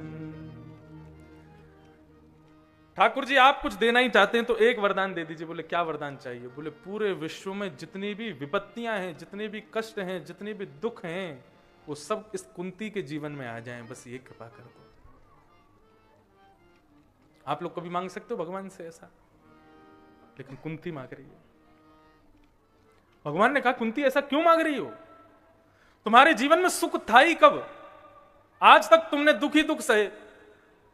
ब्याह हुआ तो ऐसा पति मिला कि उसको पीलिया का मरीज, और उसको भी श्राप लगा हुआ था, अपनी पत्नी के पास ज्यादा समय रहोगे तो तुमको मृत्यु हो जाएगी।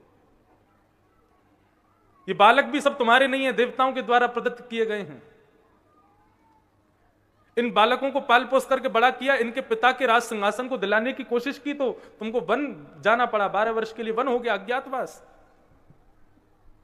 और उसके बाद में भी महाभारत युद्ध हुआ, इतनी पीड़ा सही तुमने, लाक्षा भवन में जलाने का प्रयास किया, इतने संकट जीवन में आए, और आज जब तुम्हारे जीवन में सुख आया है, तुम्हारे पुत्र के सिर पर एक राज मुकुट विराज रहा है, तुम्हारे जीवन में खुशियां आई हैं, और तुम फिर से मेरे से दुख मांग रही हो, क्यों। कुंती भगवान से कहती है तुम कन्हैया मानते हो कि कल तक मैं दुखी थी और आज सुखी हूं। बोले हाँ मैं मानता हूं, कल तक तुम दुखी थी आज सुखी हो। तो बोले वही बात कह रही हूं, कल तक मैं दुखी थी तो तुम हमारे साथ में खड़े थे, और आज मैं सुखी हुई हूं तो तुम द्वारिका हमें छोड़ के जा रहे हो। जिस दुख में तुम हमारे साथ खड़े रहो वो दुख हमें बार बार चाहिए, और जिस सुख को मिलने के बाद तुम छोड़ के चले जाओ वो सुख नहीं चाहिए कन्हैया। भगवत स्मरण सुख में नहीं होता। भगवान की जो वास्तविक हृदय की पीड़ा से जो याद हम भगवान को करते हैं वो कब करते हैं, जब बहुत संकट जीवन में आते हैं। तब जो आर्तनाद भगवान का हमारे मुख से निकलता है वो वास्तविक भगवत स्मरण है। संपत्ति को संपत्ति नहीं कहते, विपत्ति को विपत्ति नहीं कहते। भगवान को भूल जाना ही सबसे बड़ी विपत्ति है, और भगवान की याद बने रहे यही सबसे बड़ी संपत्ति है आपके पास। कुंती ने जब भगवान से विपत्ति मांगी, भगवान ने अपने हृदय से लगा लिया कुंती को। बोले बुआ तू चिंता मत कर, मैं भले ही इस रूप में तेरे पास ना रहूं, लेकिन निरंतर जब भी तू नेत्र बंद करेगी मुझे अपने पास पाएगी, और मैं जब भी अपनी लीला पूरी करके जाऊंगा तुझे अपने संगी ले जाऊंगा, तो चिंता मत कर। लेकिन अब तेरी भी बहुएं हैं द्वारिका में, मेरे भी छोटे छोटे बालक हैं, उनको भी मेरी याद आ रही है, तो मुझे जाना चाहिए। कुंती ने स्तुति गाई, भगवान रथ में बैठ करके अब द्वारिका को निकले तीसरी बार।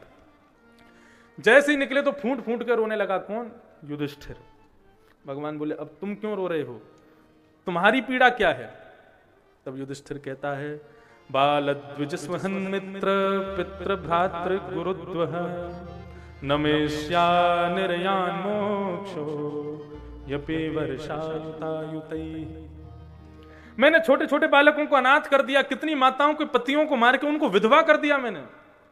महाभारत युद्ध करके मैंने बहुत बड़ा पाप किया है, मुझे अब नरक जाने से कोई नहीं रोक सकता। भगवान सिर पे हाथ रख के बैठे हैं, बोले पूरा महाभारत हो गया, सब काम हो गए, अब जाके इसको याद आ रही है कि इसने पाप किया है। अब इसको कैसे समझाऊं मैं? भगवान बोले मैं नहीं समझाऊंगा, मैं थक गया समझा समझा के। अरे साक्षात भगवान हाथ पकड़ करके चले। अब वही बात है कि माँ अपने बेटा को उंगली पकड़ करके चला रही है, चल बेटा चल। अब बेटा धीरे धीरे मटक मटक के चल रहा है, इतने में आगे कहीं छोटा सा गड्ढा आ जाता है। अब मैया उसको ऐसे पार कर लेती है, बेटा भी पार कर सकता है, लेकिन अब बेटा डर रहा है, मैं इसके आगे कैसे जाऊं कैसे जाऊं कैसे जाऊं, आगे कभी यहाँ जाता है कभी यहाँ जाता है। तो कई बार बालक होते हैं वो पानी और कोई गड्ढा हो तो उससे देख के डर जाते हैं। या कभी बालकों को आप जो नए नए चलना सीखें, उनको सीढ़ी उतरवानी हो, उतर सकते हैं, हाथ यदि लगा दो तो उतर जाएंगे, जरा सा हाथ छोड़ दो तो घबरा जाते हैं, हम नीचे कैसे आवे। हाथ लगाने के बाद भी यदि वो नीचे नहीं आ रहा है तो उसका भय कितना भयंकर है। उसको अपनी मां पे विश्वास नहीं है, विश्वास करना पड़ेगा उसको। युधिष्ठिर का उंगली पकड़ करके भगवान ने पूरा महाभारत युद्ध कराया। भगवान कह रहे हैं साक्षात ईश्वर तेरे संग खड़ा है और तू अभी भी नरक जाने से डर रहा है। भगवान बोले अब मैं नहीं समझा सकता इसको, लेकिन क्या करूं, इसका दुख तो दूर करना पड़ेगा। तभी भगवान को याद आती है, अरे अरे जय हो, भीष्म पितामह बैठे हैं, बाणों की सैया पर लेटे हैं, मेरी प्रतीक्षा कर रहे हैं रणभूमि में। वो बड़े बुजुर्ग हैं और ये लोग उनको बहुत मानते भी हैं। कोई बात नहीं, उनके पास ले चलते हैं, वो इनको समझाएंगे। बंधुओं में आज से 7-8 वर्ष पहले जब गुना आया था पहली बार पिताजी की कथा में, तब मैं स्कूल में पढ़ता था, कथा नहीं करता था। तब मैंने पहली बार गुना की भूमि पर भीष्म पितामह की स्तुति गाई थी, और आज फिर वही स्तुति का प्रसंग यहाँ प्रारंभ होगा। और मैंने पहली बार भीष्म स्तुति का गान भी यदि कहीं किया तो गुना में ही किया था, और ये भीष्म स्तुति मुझे अति प्रिय है। आपको भी बहुत बढ़िया लगेगी, इतनी बढ़िया स्तुति है भीष्म पितामह की। पहले उसकी भूमिका सुन लें, क्या हुआ, कैसे स्तुति प्रारंभ हुई।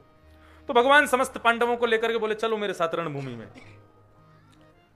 रोम रोम में बाण लगा है भीष्म पितामह के। अभी तक भीष्म पितामह को कुरुवंश के पक्षधर मान करके जिन जिन लोगों ने गलत समझा, उनकी दृष्टि बदल जाएगी आज। भीष्म पितामह गलत नहीं थे। कैसे थे भीष्म पितामह? रोम रोम में बाण लगा है, मरे नहीं अभी तक। उनको इच्छा मृत्यु का वरदान था भीष्म पितामह को। क्यों? भीष्म पितामह के पिता का नाम शंतनु। शंतनु एक बार गंगा के किनारे विचरण कर रहे थे, तभी उन्होंने एक सुंदर कन्या को देखा, उसका नाम था मत्स्यगंधा, और उसी को फिर सुगंधा नाम भी दिया गया। उसको देख करके श्री शंतनु महाराज मोहित हो गए, बोले इससे हमको ब्याह करना चाहिए। उसको जाके बोले, पहले राजाओं की बहुपत्नियां हुआ करती थी, उसको जाके बोले तुम हमसे ब्याह कर लो, तुम इतनी सुंदरी हो। मत्स्यगंधा बोली मैं अपने पिता की आज्ञा के बिना नहीं कर सकती, आप मेरे पिता से पूछ लो। उसके पिता मछुआरे थे। वो पूर्ण कथा और भी बड़ी है कि मत्स्यगंधा ये देव कन्या है, ये एक मछुआरे की बेटी नहीं, मछली के गर्भ से जन्म हुआ था इनका। इनमें से मछली की गंध आती थी, इसलिए इनका नाम मत्स्यगंधा था। लेकिन श्री पराशर ऋषि के आशीर्वाद के बाद में इनके अंदर से सुगंधी आने लगी, तो नाम सुगंधा पड़ गया। एक मछुआरे ने इनको मछली के गर्भ से निकाला, इसलिए वो मछुआरे को ही अपना पिता मानती थी। शंतनु ने राजा ने जाकर के मछुआरे से कहा कि आप अपनी बेटी का ब्याह हमसे करा दो। बोले आप तो राजा शंतनु हैं? बोले हाँ। बोले मैं नहीं कराऊंगा। क्यों? आपकी बड़ी पत्नी गंगा के पुत्र हैं, कौन? भीष्म। मेरी बेटी से ब्याह कर लोगे तो राजा किसको बनाओगे, मेरी बेटी के बच्चों को कि बड़ी पत्नी के पुत्र को? शंतनु ने कहा भाई देखो, विधि का विधान, बड़ी पत्नी के पुत्र ही राजा बनेगा, और भीष्म से अच्छा राज शासन संभालने वाला और कोई नहीं है। तो बोले मेरी पत्नी के पुत्रों को मैं दासी बनता हुआ देखूं, दास बनता हुआ देखूं, ये मुझे स्वीकार नहीं, मैं ब्याह नहीं कराऊंगा। शंतनु राजा दुखी होकर के लौट के अपने सिंहासन पर आकर के राजमहल में आके बैठे थे, तभी भीष्म पहुंच गए। पिताजी आप दुखी क्यों हैं? तब उन्होंने कहा कि इस प्रकार सुगंधा के पिता ने ब्याह करने से मना कर दिया है। उनकी शर्त है कि उसके पुत्र जो होंगे वही राजा बनने चाहिए। ये कैसे संभव है? बड़े पुत्र तो तुम हो, तुम्हारा राज सिंहासन है। भीष्म पितामह ने तुरंत गंगा जल हाथ में ले लिया, बोले मैं प्रतिज्ञा लेता हूं अपनी पिता की प्रसन्नता के लिए और अपनी छोटी मां की प्रसन्नता के लिए इस राज सिंहासन पर कभी नहीं बैठूंगा, जीवन पर्यंत ब्रह्मचर्य का पालन करूंगा और छोटी मां की जितनी संतान होंगी उन सबकी सेवा ही करूंगा, यही मेरा धर्म है। भीष्म पितामह की प्रतिज्ञा को सुन करके उनके पिता ने प्रसन्न होकर उनको वरदान दे दिया। क्या? बोले बेटा तुझे इच्छा मृत्यु का वरदान है, जब तक तेरी इच्छा नहीं होगी, कितने भी प्रचंड बाण मार दिए जाएं, कितनी भी तलवारों से तेरे शरीर का छेदन कर दिया जाए, तेरी मृत्यु नहीं होगी जब तक तेरी इच्छा नहीं होगी। उसी इच्छा का आज सदुपयोग कर रहे हैं श्री भीष्म पितामह। रोम रोम में बाण लगे हैं, खूब पीड़ा हो रही है, लेकिन अब भी मृत्यु को खड़ा करके रखा है, जब तक इच्छा नहीं हो छी मत लेना मेरे को। किसकी प्रतीक्षा कर रहे हैं? बोले नंद नंदन श्याम सुंदर द्वारिकाधीश सामने आएंगे और उनको देखते हुए अपने प्राणों का परित्याग कर दूंगा। यही एकमात्र सबकी जीवन की इच्छा होनी चाहिए। अंतिम श्वास निकले तो कैसे निकले? इतना तो कहना स्वामी जब प्राण तन से निकले, श्री गोविंद नाम लेकर जब प्राण तन से निकले, पीतांबरी कसी हो मुखड़े पे एक हंसी हो, छवि मन में ये बसी हो, जब प्राण तन से निकले। इतनी मेरी अरज है, मानो तो क्या हरज है, ये आपका फर्ज है, जब प्राण तन से निकले। उस समय जल्दी आना, नानाथ भूल जाना, श्री राधे को साथ लाना, मेरे जब प्राण तन से निकले। बंधु, जीवन की सबसे बड़ी सार्थकता क्या है? कि हम पूरे जीवन रहे, पाप किए, पुण्य किए, अच्छा किया, बुरा किया, भला किया, क्या किया कुछ नहीं पता हमें, लेकिन हमारी भगवान से प्रार्थना केवल एक है कि जिस दिन हमारे प्राण निकलें, जिस दिन हम इस संसार को विदा होकर के जाएं, तो अंतिम श्वास जब चल रही हो, बिल्कुल अंत चल रहा हो, चाहे हॉस्पिटल में हो, चाहे कहीं हो, कैसे भी हो, उस समय प्रभु कृपा करके हमारे सामने आप प्रकट हो जाना और आपके सुंदर मुखमंडल को देखते देखते देखते देखते प्राण निकल जाएं, तो समझ लेंगे कि हमारा जीवन सार्थक हो गया। बंधुओं देखो, आओ चर्चा करें इस बात पे। भगवान अंतिम क्षण में दर्शन दें, उसके लिए हमें क्या करना पड़ेगा?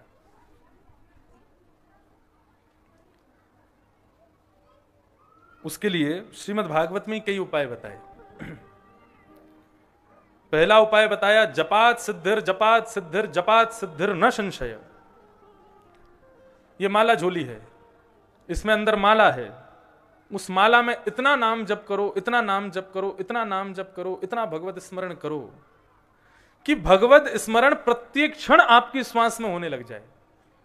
और उस स्मरण को करते करते करते करते करते जब अंतिम श्वास में भी भगवत स्मरण होगा। मैंने एक महात्मा का दर्शन किया, हमारे ब्रज में रहते थे, ठाकुरदास बाबा, बहुत विलक्षण मूर्ति थे, बहुत छोटा था तब मैंने देखा था उनको। उनकी आयु जब बिल्कुल परम पद की स्थिति उनकी हो गई, तब हम उनका दर्शन करने गए तो क्या देखा, उनकी ये जो अंगूठा और ये उंगली थी ये ऐसे चलती रहते थे। वो चाहे उठें बैठें सोएं हंसें खाए पिए कुछ भी करें, उनका हाथ ऐसे ही चलता रहता था। क्यों? बोले उन्होंने इतना भगवत स्मरण किया था कि उनकी ऐसी स्थिति हो गई, अब उनको माला की आवश्यकता नहीं है, बिना माला के नाम जब चलता ही रहता है उनका।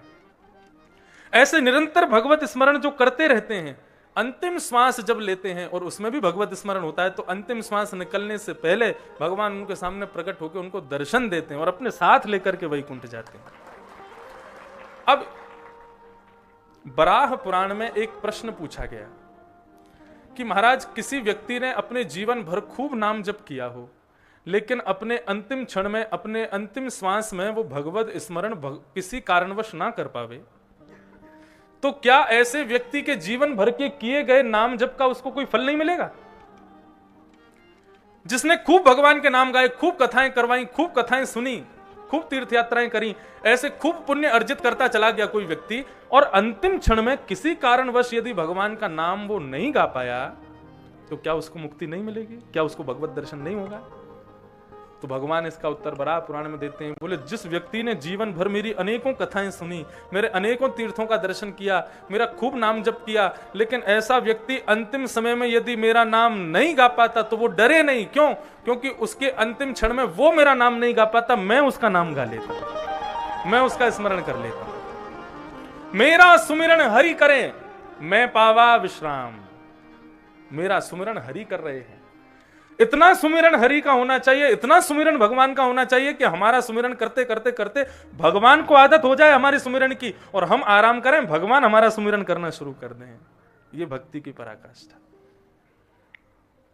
भीष्म पितामह का सुमिरन, भीष्म पितामह भगवान का सुमिरन नहीं कर रहे, भगवान ने भीष्म पितामह का स्मरण किया है और भीष्म पितामह के पास जा रहे हैं। तभी भीष्म पितामह को दूर से ही पीतांबरी लहरती हुई दिखाई देती है, चंदन की सुगंधी आ रही है, सुंदर मोर मुकुट लहरा रहा है। तभी अपनी तिरछी नजर से देखते हैं तो द्वारिकाधीश उनके सामने आ रहे हैं। धन्य भाग्य हैं भीष्म पितामह के। भगवान सामने आकर के खड़े हो गए, भगवान को देख रहे हैं, मुस्कुरा रहे हैं, हाथ जोड़ करके लेटे हुए हैं भीष्म पितामह, और भगवान की स्तुति गाना चाहते ही थे कि पांडवों ने कहा ये स्तुति गा करके प्राण निकाल देंगे, और हम जो भयभीत हो रहे हैं, हमारे हृदय में जो संशय उत्पन्न हो रहे हैं, उनको कौन दूर करेगा। तुरंत पांडवों ने भीष्म पितामह के चरण पकड़ लिए, और रोते हुए पांडवों को देख करके भीष्म पितामह कहते हैं, युधिष्ठिर रो रहे हो तुम? भीम, नकुल, सहदेव, अर्जुन, तुम लोग रो क्यों रहे हो? युधिष्ठिर ने बताया, पहले मैंने बहुत बालकों को अनाथ कर दिया, माताओं को विधवा कर दिया, अपनों को मार दिया, मुझे नहीं करना था, मुझे नरक जाने से कोई नहीं रोकेगा। भीष्म पितामह बोले, अहो कष्टम अहो अन्यम। अरे इससे बड़ी कष्ट की बात क्या होगी? बोले क्यों? बोले तुम लोग किसकी आज्ञा से महाभारत कर रहे थे? अर्जुन किसकी आज्ञा से बाण चला रहा था? बोले कृष्ण। तो बोले क्या कृष्ण पर तुझे भरोसा नहीं है? बस सारथी मानता था? ए युधिष्ठिर, तू केवल इसको अपना भाई मानता है। नकुल, सहदेव, तुम लोग केवल इसको अपना भाई मानते हो। अरे तुम्हारा भाई नहीं है, तुम्हारा सारथी नहीं है, तुम्हारा शांति दूत नहीं है। कौन है ये? भीष्म पितामह बाणों की सैया पर लेटे लेटे बोलते हैं, ए सवई भगवान साक्षात दत्यो नारायण कुमार। नारायण का नाम सुना है? बोले हाँ, आदि ब्रह्मा भगवान है नारायण। बोले ये नारायण ही तो कृष्ण है। अरे हम तो इनके हाथों मर करके प्रसन्न हो रहे हैं कि हमको मुक्ति मिलेगी, क्योंकि इन्होंने मारा, और इनकी आज्ञा में तुमने पूरा महाभारत युद्ध किया, अब भी संशय कर रहे हो कि तुमको नरक जाना पड़ेगा। विश्वास नहीं करते हो इनके ऊपर। तब श्री युधिष्ठिर जी ने 5 धर्म बताए। याद रखिएगा इन 5 धर्मों को।